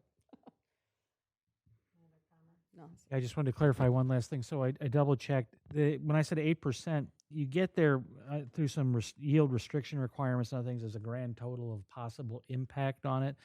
It's 1.5% is the penalty you could pay if you were going to go too long. That's what you pay up front, and then there are yield restrictions after that. And I've seen, an impact really because you turn your tax-free into taxable. costs you about 8% then in some instances, depending on what the difference between non-taxable and taxable bonds are. So I'm just wondering if someone could clarify what Glenview, so I looked and they got $1 million for open space. Mhm. If they knew ahead of time what they were buying. they did have, Something in mind, I think. yeah, they had preliminary discussions with neighboring property owners, and then the village was involved too. So some of that had to do with space that was to be acquired that then was going to be swapped with the village for Oh. development. It was Okay. it was a Rubik's cube, I will tell you. You couldn't move one part without moving 3 dimensions. And I think they moved pretty quickly after that to make that happen. So they didn't have any of these penalties. But I don't think they mentioned in the referendum what the space was. I mean, Right. From and what the- I know, in the I can easily call the director and find But out. in the past, when we've had property discussions, Mhm. they've been somewhat hindered by the fact that we said that we would have to go to referendum to get money. So this would be the reverse problem. You would have money, and then you'd have to try and find a buyer. Right. I mean, a I seller. saw it. A seller. Mhm. Right. So You have those powers. I was just saying, it goes back to what Bob said, is we can't save money, so that's what sparked my comment earlier, so. Maybe something will happen and it'll tell us the answer to that in the meantime, before you have to make the final decisions in November or December, if we want to go to referendum, right? I think you bet. Could happen. I think you're going to have an answer. Well, if I give you this money, what are you buying? Yeah. And to say, we're going to look for open space, and that's going to be a hard sell. But maybe something will come up. well, I mean, you could Gotta make it approach a right. possible seller and find out if that's Mhm. possible. Right. Right. Sure. We've written plenty of contracts that, hey, it's contingent on the passage of the referendum. Mm-hmm. Right. Mm-hmm. Well, that's how we got this property. You know, it was contingent on the referendum. But there was a seller and there was not, you know. Yes, exactly. They had that in mind. But yes, there's possibilities for that. All right. So anyway, those were the items. I did want to get back and just answer Commissioner Hulting that the lazy river question came up just because not that has been under consideration lately, but that was something that we talk about that we put on, you know, when we were the plans at first we did. I was looking through the file today and it was all coming back to me, but that we said potential future, because what the theory was is that we don't always, you know, we talked about it with the board that we don't always think, you know, in the future about what else, you know, could be there. So we wanted to show it could be a lazy river. A lot of people understandably saw that, you know, didn't read the fine print and thought that that was happening for sure, right? So we got costs approximately 3.75 to 5.5 million. That would cost in today's dollars. It's a very small lazy river, 380 linear feet. It's trees. There's a lot of trees in that spot. There's stormwater questions, whether we have enough stormwater on the property. I know it's just question, right? Just And this- curiosity. just to clarify for the other commissioners, this wasn't a lazy river at Oakton. Though I would Right. love to be in a forest preserve on a lazy river. Right. That sounds amazing. It does. But it was more of it, you know, could we put it near the other pool? I just wanted to clarify that. in case- And it would be great if we, you know, Sandra and I were talking today, if we had a spot to go around the pool or incorporate it more into the pool, because it was number one on the list of what people wanted, right? And it's tough with our space, right? So the other thing I just wanted to mention very quickly, I know we had a long discussion, but you know, as I was looking back at a lot of documents, I wanted to mention that there's been other visioning and master planning, you know, before all the different documents that we've brought into this planning. But you know, in 2018, the board then completed a priority listing. The two top priorities were the Oakton Master Plan and a South Park Master Plan, and then pathways at Hinckley. And I can share that document with you if you would like. In 2010, right before I came, the director completed an assessment for capital improvement priorities, and he did a listing. Terry, you were the only probably staff member that was here then. And constructing an indoor multi-sport facility at Oakton was ranked second overall by the board and the staff at that point. And number one was a new building at South Park. But I just thought it'd be interesting to hear some of the past planning. There was a strategic plan that was done with the board and actually a resident and marketing professional from 2009 to 2012. One of the objectives, and there was to plan and construct a multi-sport indoor facility at Oakton Park as part of an Oakton master plan. So this is not a new concept, that we just brought to the table. And it is something, I know there's a lot of questions about that indoor turf. I'm not trying to sway you one way or another, but I thought it was important to give you the past information on that. And when we were out for this referendum, I think I heard that more than anything. Why are you not building, an indoor turf facility, indoor athletic facility? So that was something that, people really wanted in a referendum at that point. I mean, that's here. Yes, yes. And the answer was we're way too close to homes, and it just was not the right site for it. So that's all I have on this topic at this point, unless the board has more information you want from us and data or anything we can bring you to help you, work through this at the next meeting. While we're talking about the past, I'm trying to find, was there a referendum for Oakton 12 years or so ago? It was, And maybe you could just share a little bit of the details of that. I recall it. I just don't It was- wanna speak yes. because I'm not versed on it. Marianne, do you have that information? I don't have it. Right, there was a referendum, correct? Yeah. It was a pool. It was a referendum, but it failed. Yeah, right. And there was an advisory referendum too. Couple of There's, those. a couple of those. Much. I think the one that was with the inside, with the indoor turf, I want to say, and it was something else. Pool, it was a In the pool. pool, it was like Mhm.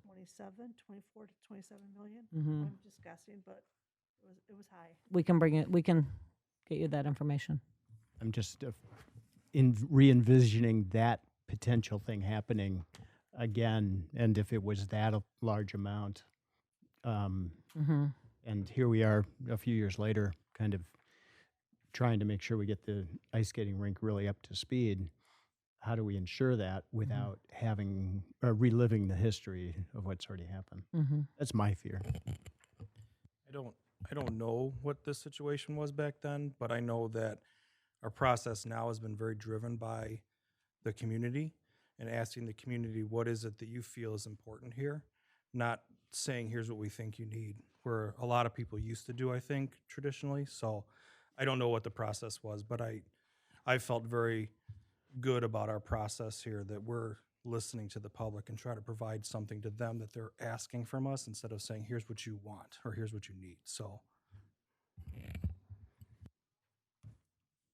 And I think that, to that point too, is that one of the reasons, the turf came up a lot, but just doing the rink, we have fears that, long term, is it viable, as a facility and as a, breaking even, even with ice, so I think that's something that is a consideration, one of the many considerations, right? When we look at this, it's a very complicated topic, and it's not an easy one. We know that. So I know we're asking a lot of you, but if there's anything else we can get you in the meantime, but again, we'll be going out. Margaret and I had the discussion. I said, can we push it to September? But, we're going to start those meetings probably right after Labor Day, so we won't have another meeting. And we think it's important to know, and the survey has to be put together. That's going out in October. So I think we really need to think about, these things as in terms of, should they be a question in the survey? Because, that's how we're going to really find out. And the, the hybrid and the regular survey, it's another measure of, what people are telling us, and it's after COVID, and, there's some different factors for everybody. So I think that's going to really help. And to get a couple of these things we're, questionable on, let's put them in the survey. That would be my recommendation. But I'm open, of course, to whatever the board wants to do. I just want to comment, your pro forma showed that the ice would make money. But the majority comes from the turf. I have to look back at it, but yes. Okay, but I mean, you built your pro formas based on what was there. So either the pro forma says it's going to make money or it doesn't. I mean, we can't say we don't think it's going to make money when it does say it's going to make money. The turf would make the bulk of it. But the ice rink The would make, ice yes, at a it shows, separate it's showing, yes. Right. Yes. Okay. And the turf field was voted on once before, and so it is something that the public wanted or wants now. So I don't, the process may be different, but if they have voted on turf before, which I wasn't aware of till tonight, that's very interesting to me. I'm not sure if the we'll have to look back, but I don't know if that was in the advisory or if that was in the Right. regular referendum. Right. Oh, look at you. Just a story in here. Where'd you pull that from? That's impressive. Oh, yes. All right. Too much garbage in my house. Um, Let's I- see. 2006? Basketball courts. comment about the pro forma is that the way that we approached that pro forma was that we were looking at how does the facility generate revenues over time and compare to the long-term capital asset replacement costs. For example, the roof or the HVAC systems and things like that. And so what happened is the ice rink is really heavy on mechanical system needs. So while the pro forma indicates that it generates net positive revenue on a year-to-year basis, it didn't do as well as it has a higher load for expenses long-term. So the cost to replace those pieces of equipment are then carried by the turf that had a larger, This is the piece of data I've been trying to figure out for months. yes. I have never understood the reason of hooking those two together until Yes, now. and it was a long and Never. arduous process to get to that, so I have asked many different ways. Thank you, Terry. I'm sorry. I'm glad I said Well, it's it. not your fault. I was about to add in the same thing, so that I think what we're concerned about is the ice arena on its own. Would it generate sufficient revenue to meet the capital needs long term over time? Whereas when we did the analysis, including the turf, not only did the analysis show that it would, it also showed that there would be additional to add to prospective capital needs throughout the district. That's never been clear. And I've asked many different ways, and I can't believe I finally understand the plan. But then we have a situation where we're going to sink $1 million into a driving range, and it's only $1 million compared to 31 million, and we think that's okay. So that's another thing I don't understand. Sorry. Thank you, though. Yeah, it's a good point. It's an existing facility, right? So we have it. So Well, so is the ice rink. Mm. Ah. yeah, I thought we'd get through the meeting without a little. Anyway, good conversation. yeah. I mean, all we can I do is present you understand. the information that we have. So I think that we and the board can make the right. decision. Is that it? Yep. All right. All right, we move on to finance. Commissioner Tunnel is at a baseball game. The written finance report, Sandra. Thank you.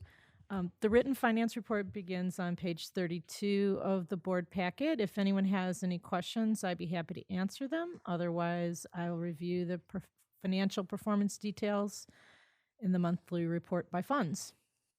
Any questions?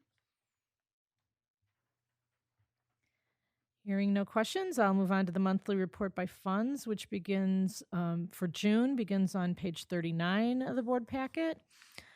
The total surplus across all funds is now better than budget by about 2 million and lower than the prior year by about 84,000.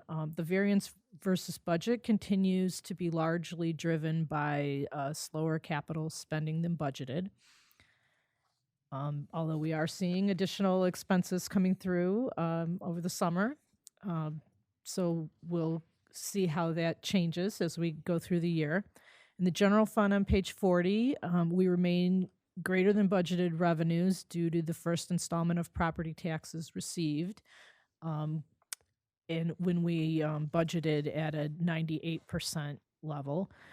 Can I just comment? I heard Maria Pappas talk today. All the tax revenues are up across the board, highest tax revenues received ever during the pandemic. Who knew? So there you go.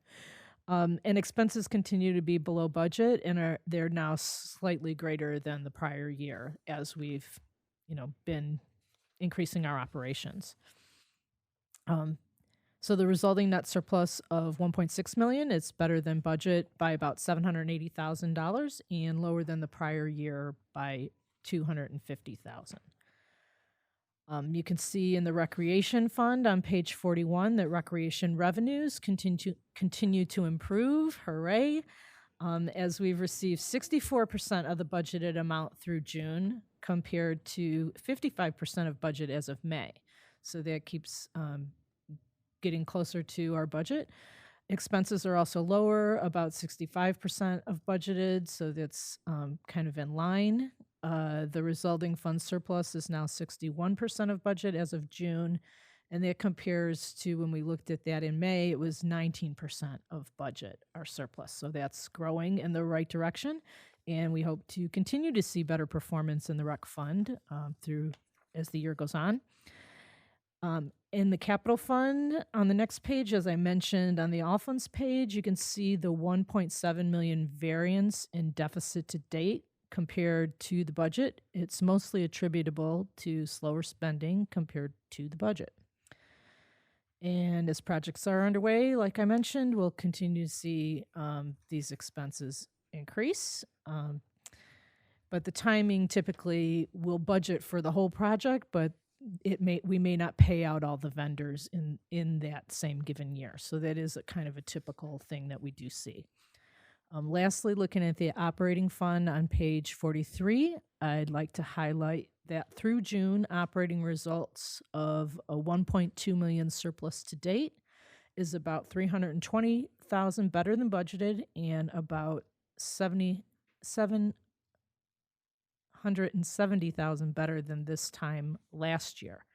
So that is encouraging that our financial operations are going in the right direction.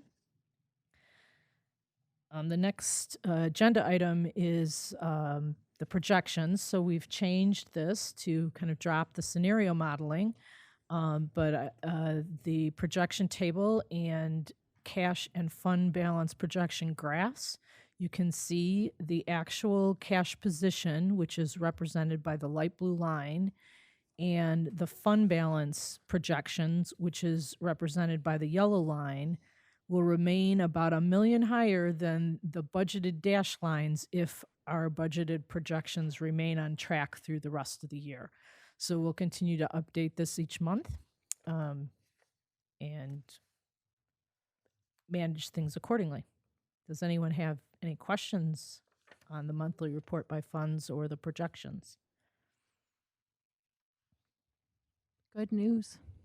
Good work, April. Great job, April. Keep it up. I'm just counting. Anyone else? Oh, great. Okay, I move to approve for payment vouchers in the total amount of $565,094.69. Second. Any discussion? Okay, roll call. Commissioner Bendy? Yes. Commissioner Bowe? Yes. Commissioner Coyne? Commissioner Hulting? Yes. Commissioner Leduc? Yes. Commissioner Tunnel? Commissioner Grau? Yes. Okay, I don't know who does this one. Is this you or Sandra? Is it you? Sorry. Yeah, I'll take this one. That's okay. The next agenda item is the bond financing financial advisory contract. So Bob presented our financing plan. We've been working with him since before I joined the district. He did present last fall as part of including this financing plan in this year's budget. So as part of moving forward with the plan that he presented, we would need to engage his firm, PMA, in a financial advisory services contract. So now is the time to kind of review that. I've been working with legal counsel on the agreement, and we've, I think, come to agreement on there will be some revisions to what was included in the packet. Tonight, we would have any discussion or answer any questions, and then ask you to approve the contract at the next meeting. And I've also included in the memo some data on the proposed fees and why we feel that this is competitive and why we're recommending that the board approve entering into this contract.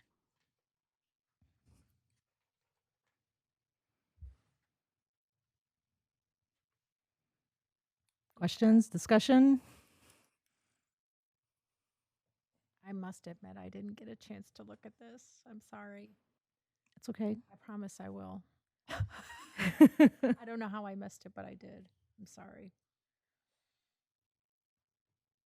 So we didn't have this before.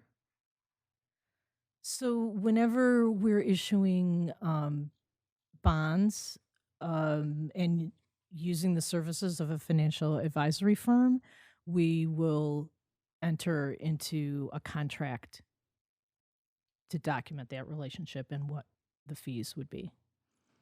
So we did do an agreement with PMA before we issued the bonds in 2020. The board approved that in January of 2020. Okay. All right. I guess everybody. Any other questions or discussion on that? Thanks. Commissioner Bendy. Okay, the next up is the recreational report by Superintendent Armour. Thank you again for putting in the upcoming events. If you could, is there any help you would like from any of the commissioners for the concert in the park on August 6th when you're doing your 50-50? I'm just putting it out there, Okay. Okay, well, make it official, all right. Sure. Okay, thank you. All right, go ahead, April. Hold, please. I'm going to let Sandra sneak out. I forgot. Sandra has to leave. That's perfect timing, Sam. It was. She predicted 8:45. Scary. Nicely done.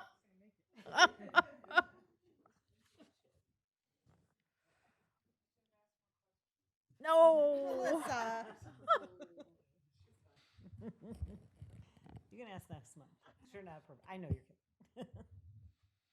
My report begins on page 57. As you can see throughout the report, summer programs and events continue to increase, as Sandra mentioned, financially as well. I'm just going to point out a few items this time. The first summer concert series was very well attended, as you can see in the photos, and if you were there. Unfortunately, I was not able to attend this one, but I heard it was a fantastic event and kind of the kickoff to the summer. Another one I wanted to point out was the athletic participation. That is just booming. I mean, even compared to, the past 5 years, it's great to see, the athletics and the outdoor participation is really strong.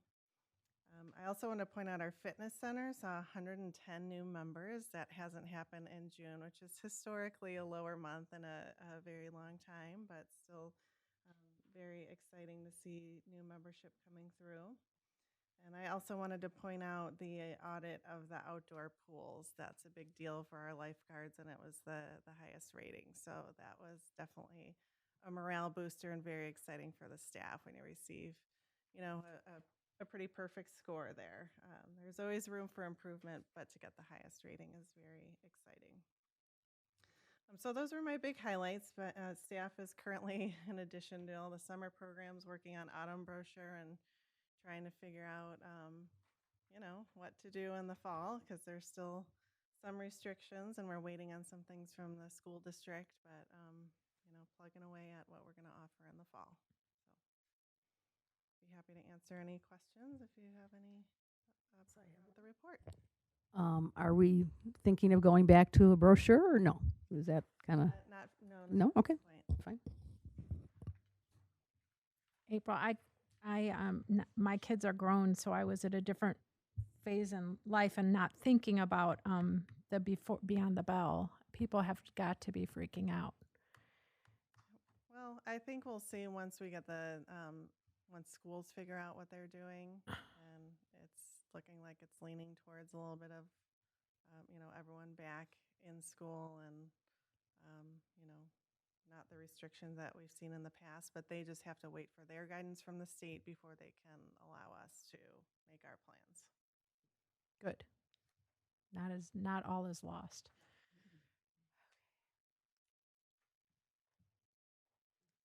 Is that it? Thank you. Commissioner Hulting, you're up.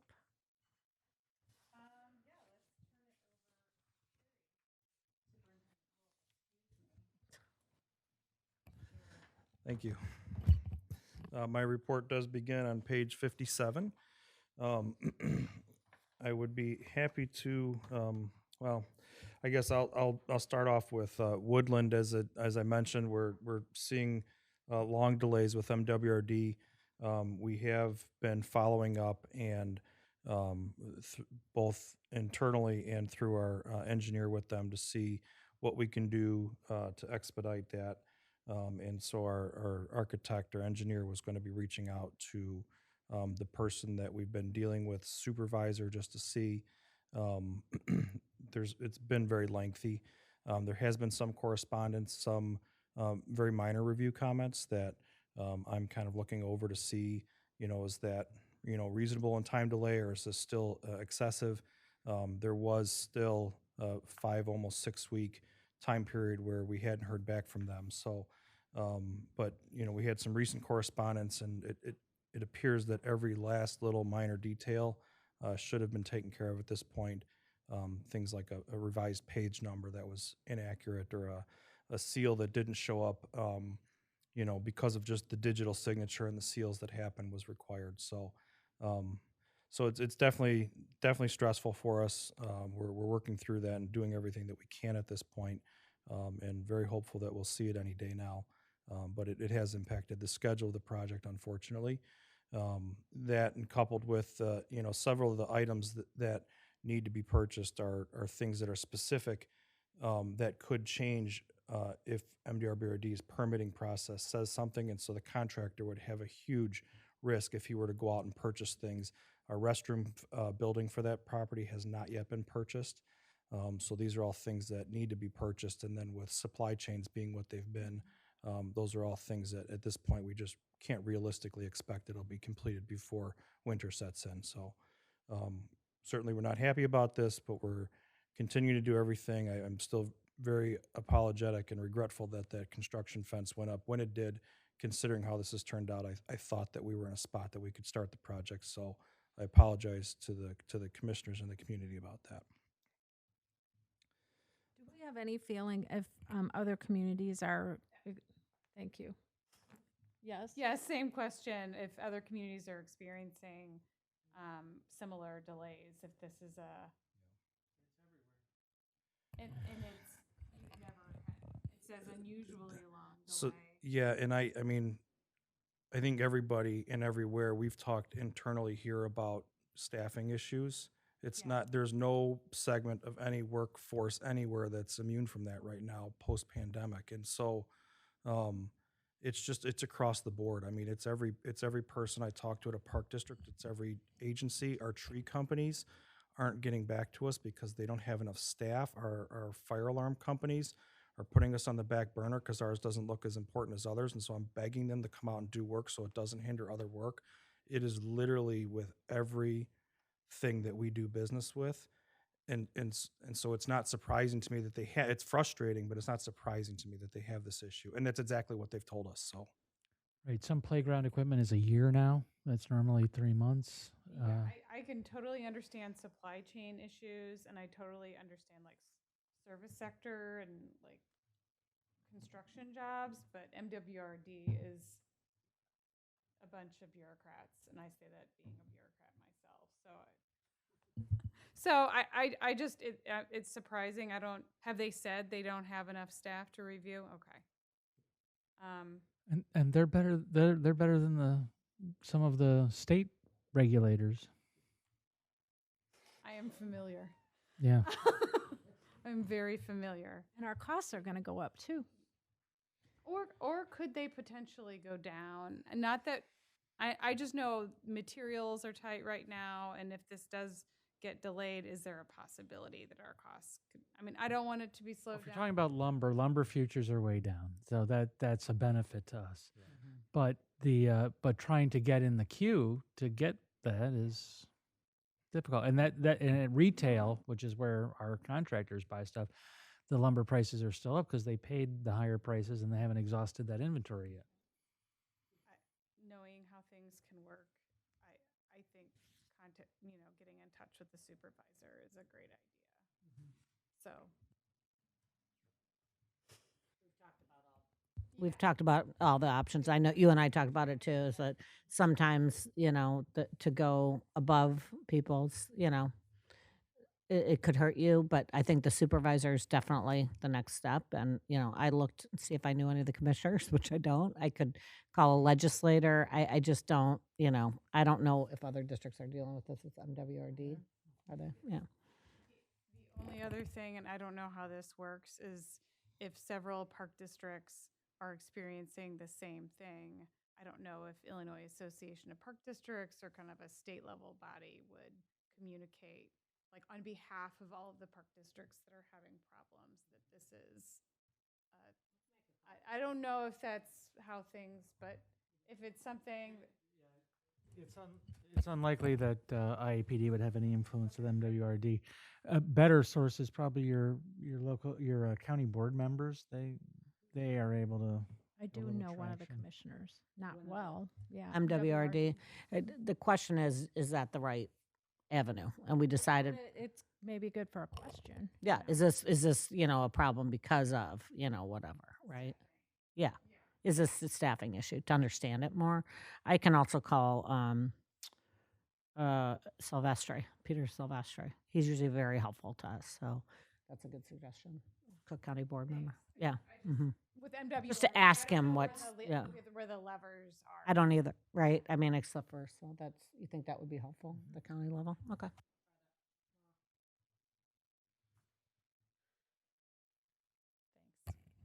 Absolutely.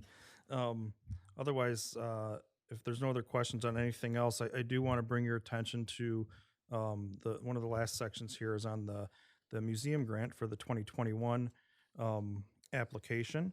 As I actually did have one question. please. Before you get into that. Yep. In regards to the community gardens, I know that because of the delays, the people who had won the lottery for getting a slot were allowed the opportunity to, pass on it, and like we're getting refunded. But I wanted to know, like, despite that, I know they were also given the opportunity to still garden. Like, what kind of utilization are you seeing? 100%. So it sounds like, yes, it's Yeah, I mean, that's there was- fantastic. We waived the fee too. You knew that. Right, but I right? mean, Okay. still, it's Right. clearly an amenity that people really were looking for and were willing to step up and not just be like, yeah, that'd be great, but Mhm. actually utilize. Oh, right. Yeah, and there's been people going out there and planting, and we did provide a few plants from a garden source from the park district. Sorry, I know they're not available everywhere. Here's some to get your garden started if you're unable to find them and things like that. So, but yeah, it's been getting used, and we're still kind of ironing through some of the little minor details. We're still waiting for the fence to be delivered so that can be installed, which no one has a clue when that's showing up. They can't come up with an answer for that. So, it's will be a little bit growing pains this year, but I think it's being used by people, and that's the good news. That's great news. When do people have to have their stuff out in the fall? Is there a fall cleanup? Yeah, we have a deadline and a date that went out in the materials with them. I don't remember the date. I feel like it's October. October, either the 1st or the 31st, I think. Yeah, it's sometime in October, but yeah, we did work through that. So, all right. Moving on. As Gail mentioned earlier, the museum grant application is due tomorrow. There was a lot of staff meetings and discussions and planning on how we could best utilize the house at 531 Forest View, and ultimately a budget consideration. And so the FGM has provided us with a budget estimate of between 791,000 or 792,000 and $887,000 for the renovations. That does include some inflationary costs, considering it would be next year. As a reminder, that the potential for this grant is up to $750,000 with no match required. It's been our experience with grants such as this, they do like to see kind of what they call an overmatch, where even though we're not required to put any money in there, they like to see that we're actually putting some of our own funds towards the project. That does, they do appreciate that. As you can see from the diagram, one of the conversations, one of the things that had come up with the recreation team was that, really this space, when we started to look at the size and the way that the programmatic needs they have for the program, that really this space would lend itself ideally to repurpose as the animal room, as well as a classroom, and provide some desperately needed staff offices. This will also allow us to do some new programming in what was the animal room at the current Wildwood Nature Center. So it has a good impact with overall programmatic space for the park district as a whole. It definitely adds space and staff work areas. So Can you tell me which side Forest View is on? yeah, when you're looking at the diagram, it would be at the bottom of the page as Forest View, and so the animal room, the classroom, would be towards the back of the building, and so you'd have those windows looking out over the back of the property where all those animals are. But you go in on the left side about midway down the building. So that's actually going to be an emergency exit. What we're going to be doing is creating kind of a plaza field where the pathway that you walk up to the existing Wildwood Nature Center is going to get a branch off of it, and it's going to cut across and approach the back door of what is now the back door of the house. Will be the main entryway for the facility. It doesn't show itself really well, but on the top right, there's kind of a dotted line that heads off to the right side of the page. Isn't that wildflower back there? There's that nature walk Yeah. back through there, but we have some constraints on that one side of the property and it's a very hidden entranceway. Whereas we've got everyone heading off to the nature center, to the nature area and the programs. And so we'll just widen that up and have a path that cuts across there. So, this will be all included in the application that goes out tomorrow. And we never know when we're going to hear about these things, but typically, towards the end of the year, beginning of next year on a grant application like this. So we'll keep you advised. Be happy to answer any other questions that anybody has on that or anything else in my board report. I have a comment and a question. First of all, I love that the detail went into like the by species, where each creature would be located. That's fantastic. That's awesome. But also, I was kind of curious, like, how does the square footage of the current animal room compare to the square footage of this animal room? I don't remember the specific. Do you remember, April? I believe the current animal room was 24 by 24, which is going to be 600 and something square feet. Yeah, a little bigger than that. So it's definitely a little bit bigger. That's why some of the animal tanks are spread out in the other classroom here. But there's also a little bit of an efficiency here where some of these the tanks are going to be built vertically along the wall where you see the 14 through 19. Yeah, so I there'll be was kind of a wondering, wall. are you throwing them all in together, or what's happening there? Okay, I'm glad you clarified that. Yeah. So this is bigger. That would not be good. That would not end well. This is smaller, but we're utilizing the space differently. Well, and also having the python in the hissing cockroaches in another room, I guess, so that frees up or the black rat snake. There was a lot of detailed discussion on This this. is amazing. So I can tell you.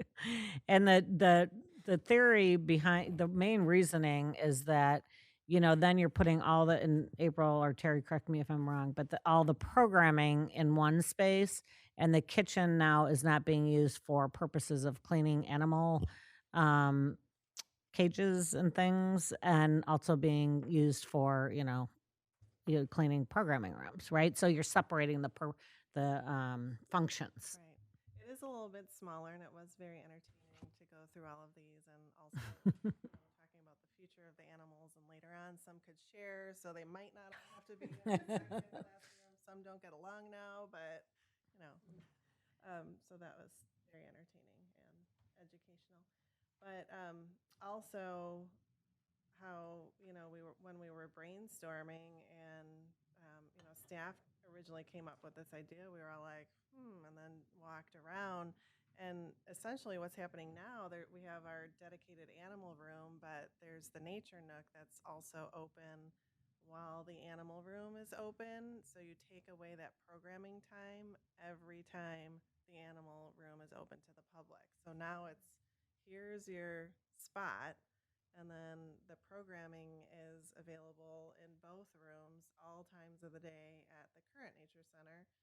Plus, when we were working with these classrooms and figuring out once, all of the equipment went in there, we'd only have classrooms of 8, maybe 10 kids, and we're like, does that really seem, doable and worth it for what we want to do there? So we kind of flipped ideas and ended up here. And although the animal room is a little bit smaller, everyone felt like it was definitely doable. It's exciting.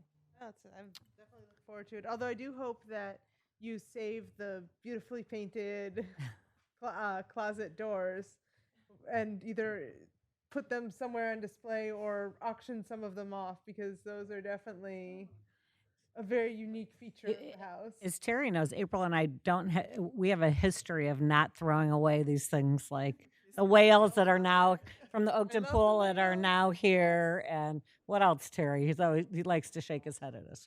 Yeah. When we were demolishing Oakton Pool, I said the first thing you do is smash those whales, and literally we're bringing their stuff out, and they were like, "We got to save the whales." I was like, Save the whales. How could you smash those cute little whales? "We've only got such limited space here to store things." Yeah. Anyway, so we will have a discussion about those. So, painted doors. so I'm just thinking about parties. So are people eating in the other room now? Like when they're having cake and pizza, are they well, sorry, I'm always, so are they eating over in the old nature center? And And a then party, most likely, yes. the parties, Yeah, I 'cause think there's not enough space in the No. classroom there. So it'll be, they'll still be going back and forth for the programs and going back and forth from Main Park. This will just kind of be the hub for the animals. I think that just from a hygienic and allergenic point of view, to separate the animals from where people are eating, and if kids have asthma and they have allergies that the animals trigger, then they can see the animals and then get the heck out of there and get back into a cleaner indoor air environment. So I think that's great. And there's also those outdoor programming areas, and the staff wanted them left pretty much as is. I mean, we're going to do some wood chipping and things like that. They're already using the front of that area for camp, which has been great. So I can't help but think Mary Wynn Ryan would be very excited about this.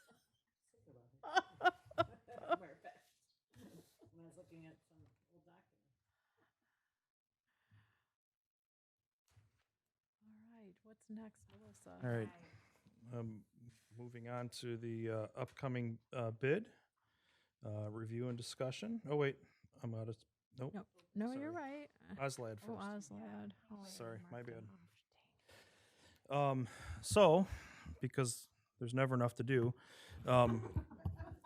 we've got word, as Gail mentioned earlier, that Oslad grants just became available. And so we had begun the process of preparing for a master plan of Hinckley Park, and we had been in the process pre-pandemic, and we were actually just getting ready to have a public meeting when we got shut down last year, and we put the project on hold. So before you is what you see is a draft of something that we were working on pre-pandemic for the last time we were going to apply for the OSLAD grant. And as you can see, it's got some detail on some community gardens that was going to be included that we're not obviously going to include, but some of the main amenities that we would be looking to include in this master plan and for our OSLAD grant application is pathways around Hinckley so that there would be a walking path and make all the areas of Hinckley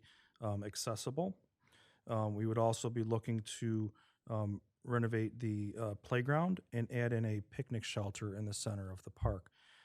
We would also include as part of this likely some bags, maybe ladder ball or another ping pong table, something like that, kind of a supplemental amenity like we did with Woodland. Another potential opportunity that we have would be to redo the basketball courts, which are much past their useful life. So we're going to be working together with staff and refining this plan. We've been working with Upland Design on this plan, and so we'll be refining this and bringing it to the board at future meetings for resolution approval and further discussion about the project. As a reminder, we do have many of these items already budgeted in capital budget for the upcoming year or planned for the upcoming capital budget. Is there things that are needed anyway? Some additional things that we're hopeful to do with this project or might look to do and we've budgeted for is some work on the irrigation system and the under drainage.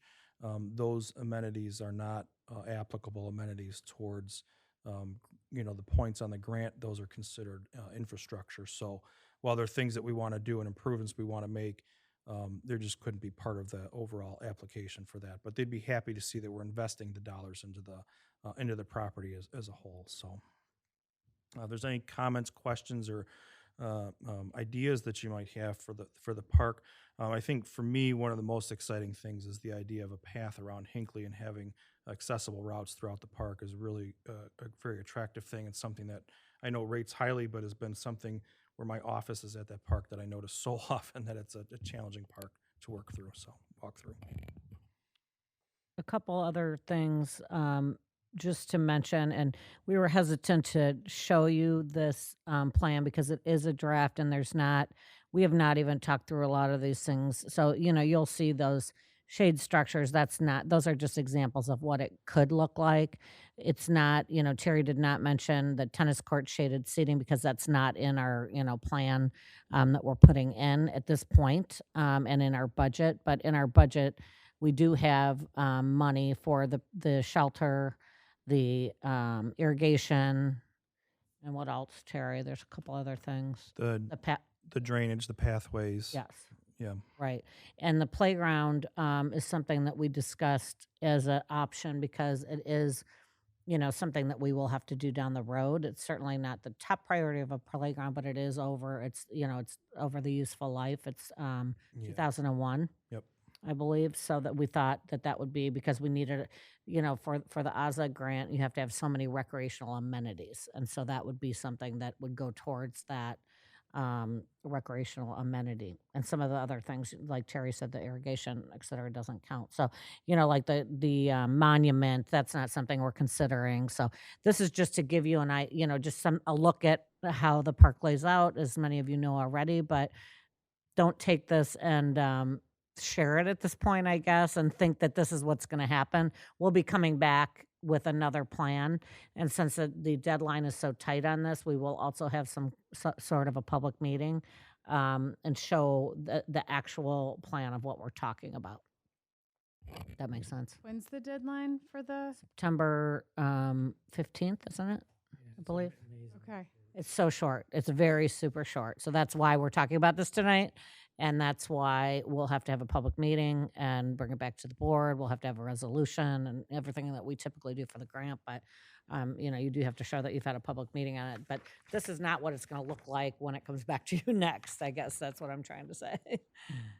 So I am very excited about the sidewalk Mm-hmm. on Bussy because that is something that is a huge impediment to pedestrians trying to get through there. I see people pushing their strollers. Mm-hmm. So, Gail, you and I had exchanged emails Yes. about that and the city Mm-hmm. and their recovery funding.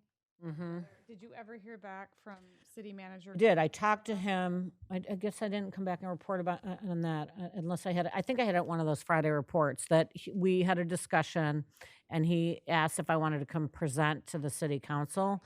But he suggested waiting until they knew, which I had kind of heard from other districts. Like that's what they were hearing from the city managers. Like they don't know the details of what they can use that funding on, what it's going to look like until they had more details. That was probably the appropriate time to go back to them. So I will continue to be in touch with him. No, I have not heard back from him, but I will keep on that. I mean, does the park district property end there and then Mhm. the city owns the parkway? Mm-hmm. Yes. But Superintendent Wolf also had a meeting with them back when they were talking about the sidewalk. And what was the conclusion at that time? They were not.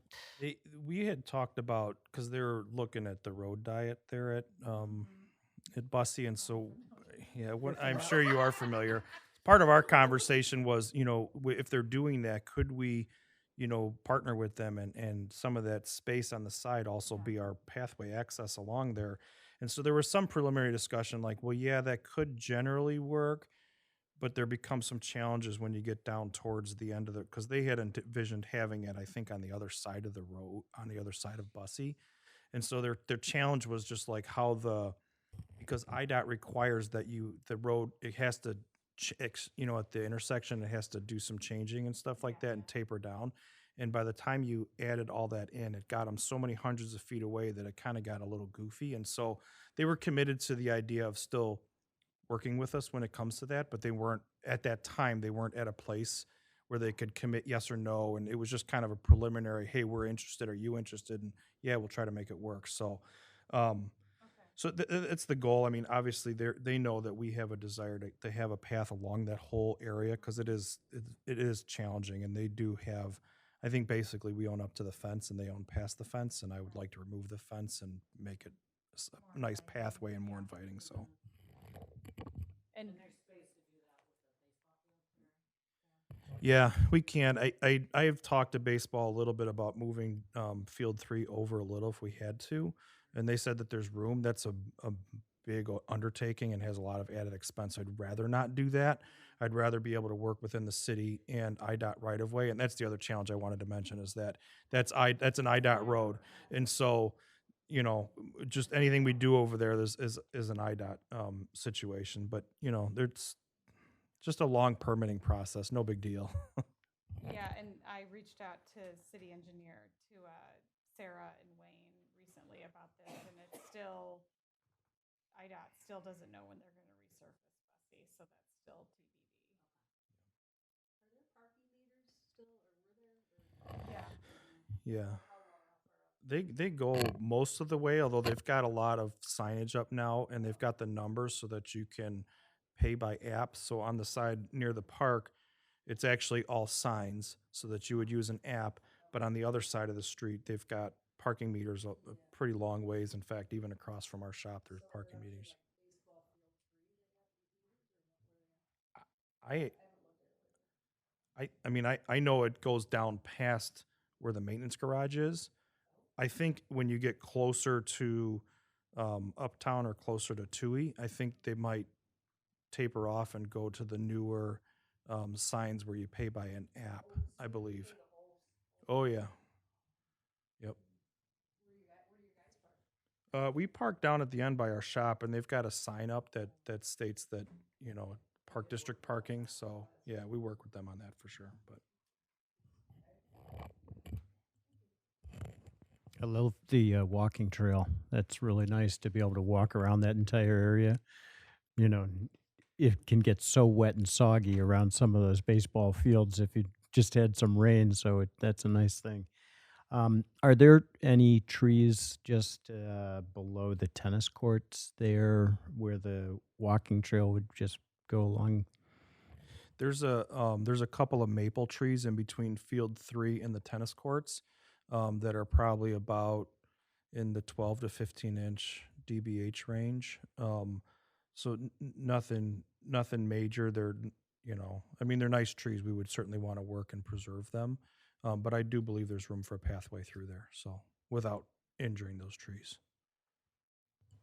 And the evergreens that I think are right along the rail or the fence there. By the tennis courts? Yeah, just I don't- directly right around that area. We have some, I think the ones that we have are to the west of the main sidewalk that goes to the tennis courts. I don't think we have evergreens there, but I know the grove of evergreens that are behind Hinckley 3 are in severe decline. And I mean, we're losing evergreens everywhere. Actually, I was even remarking elsewhere that the evergreens, if you could drive past like the Allstate campus on 294, just look to half of them are brown and dead and gone already. So just, and that's what my staff's been telling me, that we're having a huge problem with evergreens everywhere. So yeah, climate change. First signs of it. Yeah, are all of the, I will say this is the only playground in town that has any shade to it. And so that is a huge, when it's hot. Yeah, we would work to leave those trees. Those are all really large cottonwoods. We did lose one of them last year. It had a bad spot. A huge limb came out of it, found it was hollow, and so we had to remove the rest of it. But yeah, we're always looking for shade at our playgrounds. Yeah, I have to say, I like those shade structures. I mean, I know those are just like potential ideas, but yeah, I mean, I do feel like in the various locations you've placed them, those would be potentially nice for people, like especially people, working in the garden or playing tennis and getting hot and wanting to take a little break, or, even one by the playground, because yeah, when your kid is just running amok for a long period of time and you're just sitting there on the bench in the hot sun, it's not great. So what's the next step on this? So it sounds like you have to do this quickly, and what do you need from us? Tonight, nothing. We're just making you aware that this is something that we're working on. There'll be, as Gail mentioned, there'll have to be a public meeting at some point in time. Actually, Dirk, do you know, would it be permissible for us to have our public meeting in a virtual format if we felt like we wanted to for this? If you get it before the executive order expires, yeah. What's that? Is that, because that's not that wouldn't be like a board meeting. It would just be our public input meeting, where normally we would just go to a park and have a meeting with them. So would that be a different, so we just chose a different format to have it? If you were going to do it virtually, you got to do it before the executive order ends. Otherwise, the PAC and everybody else has said meeting means physical presence. Hmm. If you wanted to do it virtually, whether the board's there and board members or not, it's the public meeting thing. If you're going to do it virtually, I think the only authority for a virtual meeting is in the executive order of the governor, and that expires coming up. All right. Well, We do.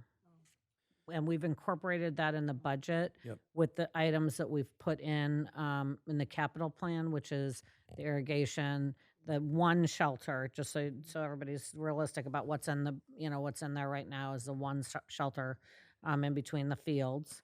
But the master plan is about future planning too, so we can always add these later, right? But yeah, there's TIF money, but it's we've got 500. it. We've got it spent. Or I mean, I don't want to say it like that. Like we've We got have it other spent. projects, because even the next one we're going to talk about with the lighting project, we've got We more expenses than we have TIF money Yes, left. Is the way to exactly. say it. Terry, before to close that out, though, it doesn't mean you can't do a hybrid. And even if we got past where the governor's order expires, you have somebody present, but you can also make it available, then that's fine. Perfect. Thank you. All right. So did you want to talk about the lights? Yes. So now moving on to page 74 of your board packet. And I guess for the background of some of our newer commissioners, last year we began the process of discussing items that we would be bringing up for action. We wanted to discuss them at a meeting, and then at the future meeting, we would look for approval on these items. And so with this, I'm making you aware and letting you know that we are out to bid for to replace the lighting at Hinckley Field. This would cover the lights at ball fields 1, 2, and 3, as well as the football field that goes in the outfields between fields 1 and 2. The project does include replacing the existing metal halide lights, which are obviously they're not economical, with LED lights, and it also includes replacing a few of the poles that are we had tested and shown some deterioration, and so they were recommended for replacement as part of the project.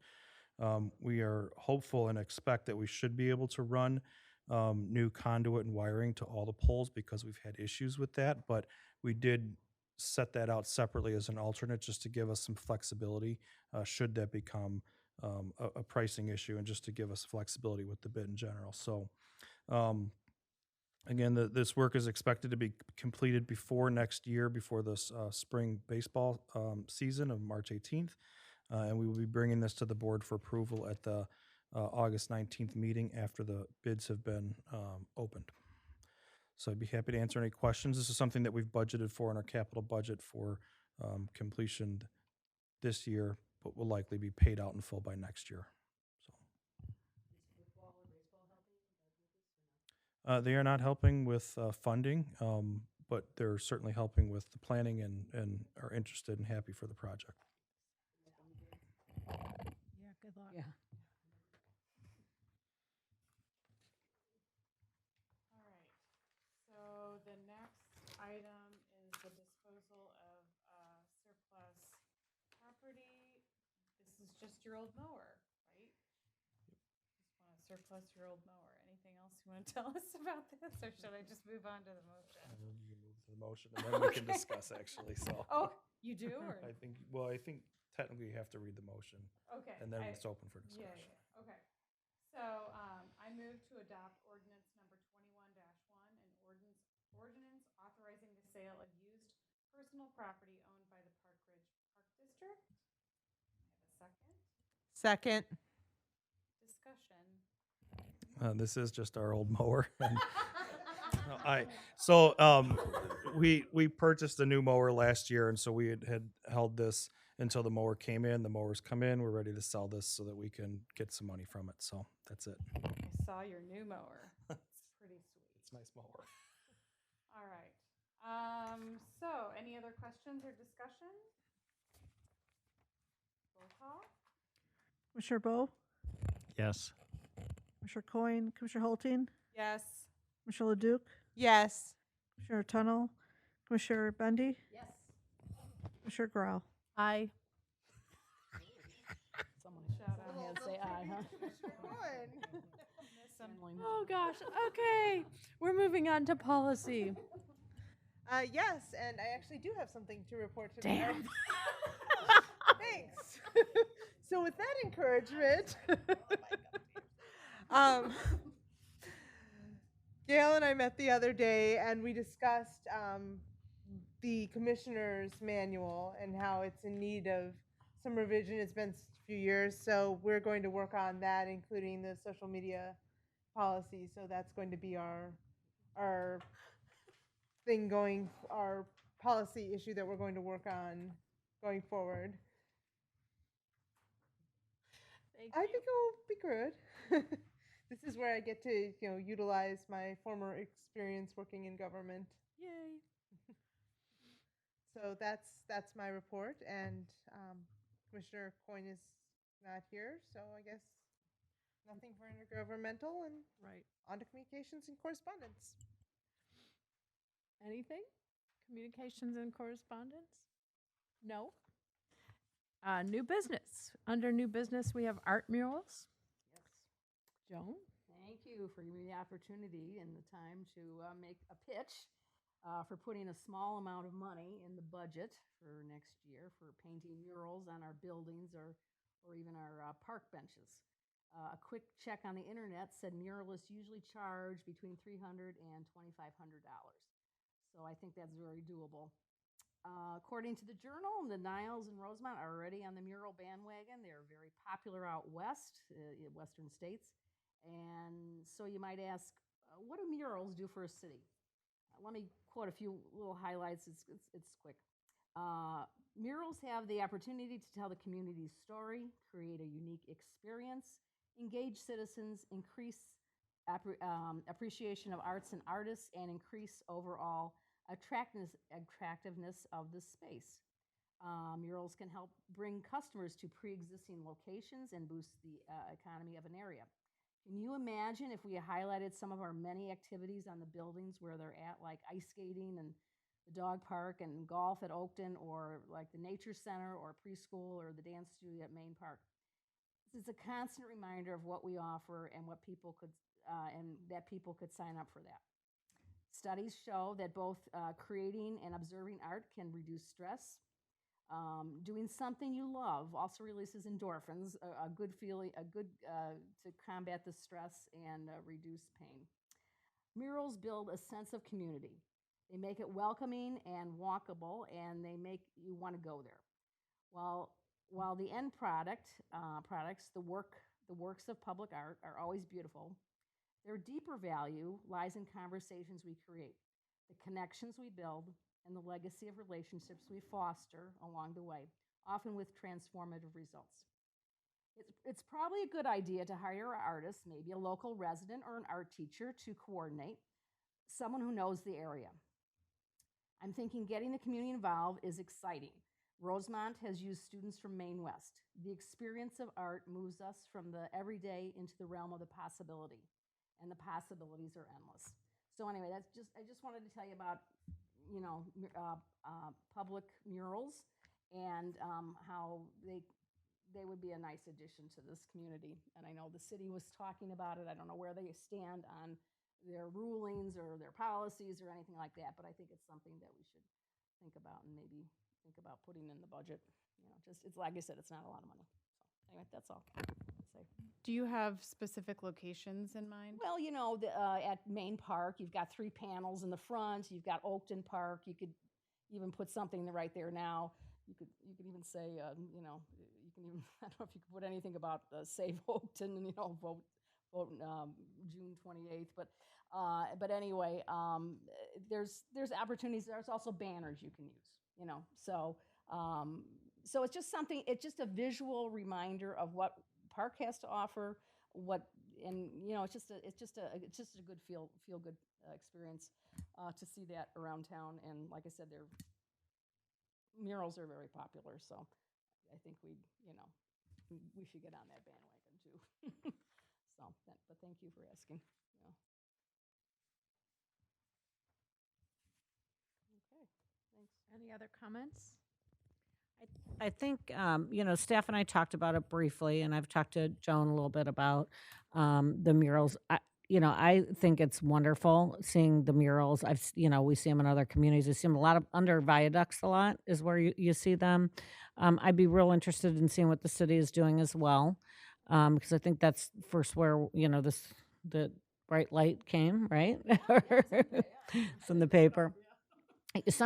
There are, of course, we have to always look at, not to be negative, but we have to look at some of the things that, for this year, and I'm glad you mentioned next year's budget, and we will certainly, review that for next year's budget. We are very bare bones still. We're still not out of COVID, and our budget was done with a, 0 net revenue. So, spending any money on anything else for this year, and I know you're not asking that. Some of the concerns that were brought up is the constant maintenance to these murals that, long-term become, a little challenging. We had one, I think you remember, on the track at the fitness center, and we painted over that because the artist was nowhere to be found. And, it's just a lot of wear and tear on these. So you want to make sure they're fresh, right? If you have them painted. And then the vandalism that we're seeing, at some of our facilities, and then having to, constantly maintain those. But I'm just bringing up some other, points about them. I think they're great. I think I've seen them in communities. It'd be great to get an artist, if we were going to go down that road, to donate their time and to work with, local artists. I would agree, would be the way to go. So I don't know if anybody else has any comments. This time, Margaret, you had some experience with them at Elk Grove, I think. We had the same issue when you use a local artist, and then through time, people get attached to that mural, but then the quality starts kind of deteriorating. So then you're in this struggle of, how do we maintain this? Because I can't paint over an artist's work to touch up their work, really. That's their aesthetic. Um, and so unless you can hire back that artist to do it, and then at what point do you just paint over it? You know, everybody's so attached to this. When do you make that, like, rip that Band-Aid to paint it over because you can't maintain it any longer? And what I've seen, like, at Elk Grove, and I think here with the fitness center track too, is we try to keep it up as long as we can because nobody wants to do that. Nobody wants to be the one to paint it over. But at a certain point, you just have to. So that's where we struggle with it a little. So after we had to paint over one, the next one we did was actually in vinyl. So we did it on a brick wall at the aquatic center in a vinyl material that adheres to the brick wall. It heats and it adheres to it. So then we could also patch it when we needed to because we had the file of the artwork because we designed it. Every year where it was outside, it got beat by the weather every year too. So there were scratches and it tears. Every year we had to patch it. The first mural I think was about $5,000 to $6,000 to do it and install, and then we'd pay almost $1,000 a year in patching, and we had to replace it at probably year 7 or 8 completely. So So now public art programs have taken that a further step. They're building a substrate on the wall, and then the idea is that you can remove the substrate. So, I mean, in some cases it's just wood, but then the wood's removed and taken and put, in storage or given back to the artist, or saved with the whales. Yeah, they become in storage for Terry. But, Terry gets them. but yeah, so a number of communities have added public art programs, and they've gone to the substrate thing. So. Yeah, so that would be a way to go because it is a challenge once they age. The point was, a lot of communities have done it. So, that's the point. You know, Rogers Park actually kind of has an interesting approach. I don't know how familiar. So there's like a long wall along the beach, and they actually have an annual like festival of the wall where local community businesses and community members apply, and everybody gets their like little space on the wall. So every year it's repainted. It's kind of good. And then they do new things, and you'll see some are, not that. The board down or something? No, it's a wall, and they just repaint over it every year. And so you'll see some where, you're like, wow, there's some really amazingly talented people. And then there's some where it's like, that's really cool that these kids got out there and painted the wall. But either way, it's kind of like, obviously we don't have, that length of a wall in Park Ridge, but it actually is really kind of a cool little community thing. And then it's really fun every year to, when I used to live there, to like go down and see like, oh, what's changed? What new things do they have? So that's planned obsolescence. Yeah. Well, yeah, there are universities who do the same thing. They're called free speech walls, and you buy your segment of wall groups or whatever. They get in a lot. They get in a lottery to get their space, and then every August 1st, it's whitewashed. And I think there was like there'd be like an annual theme that they would pick for that would sort of tie them together.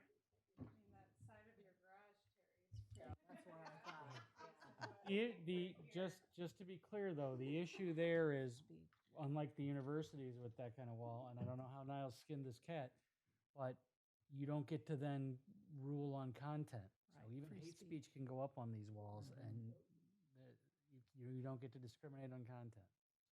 But you could do a different mural every year. If it's our mural Yeah. that we've picked, then it's Yes. government speech, and we're okay. You submit it and we choose. That's a good idea. You have to be the choosing one. Right. The deciders. I think my only thing that I think Gail covered it was just the idea of bringing a maintenance process to a wall that's already maintenance free. Most of our facilities are brick. And so those walls are virtually maintenance free, and that's the beauty of having brick buildings is you don't have to paint them every so often. And so, but if we have a facility that is painted, that makes sense, Let's roll it into the Oakton plan. Well, maybe the backside that faces the train or something. I don't know. Yeah, and I'm interested with the city because, Be nice for the passerbys. They would remember it. then that's another problem. I gotta go. I'm going to St. Louis. All right. All right. Food for thought. Food for thought. Thank you. All right, I move to adjourn the meeting of the Board of Park Commissioners. All in favor? Aye. Any opposed? Before you run away.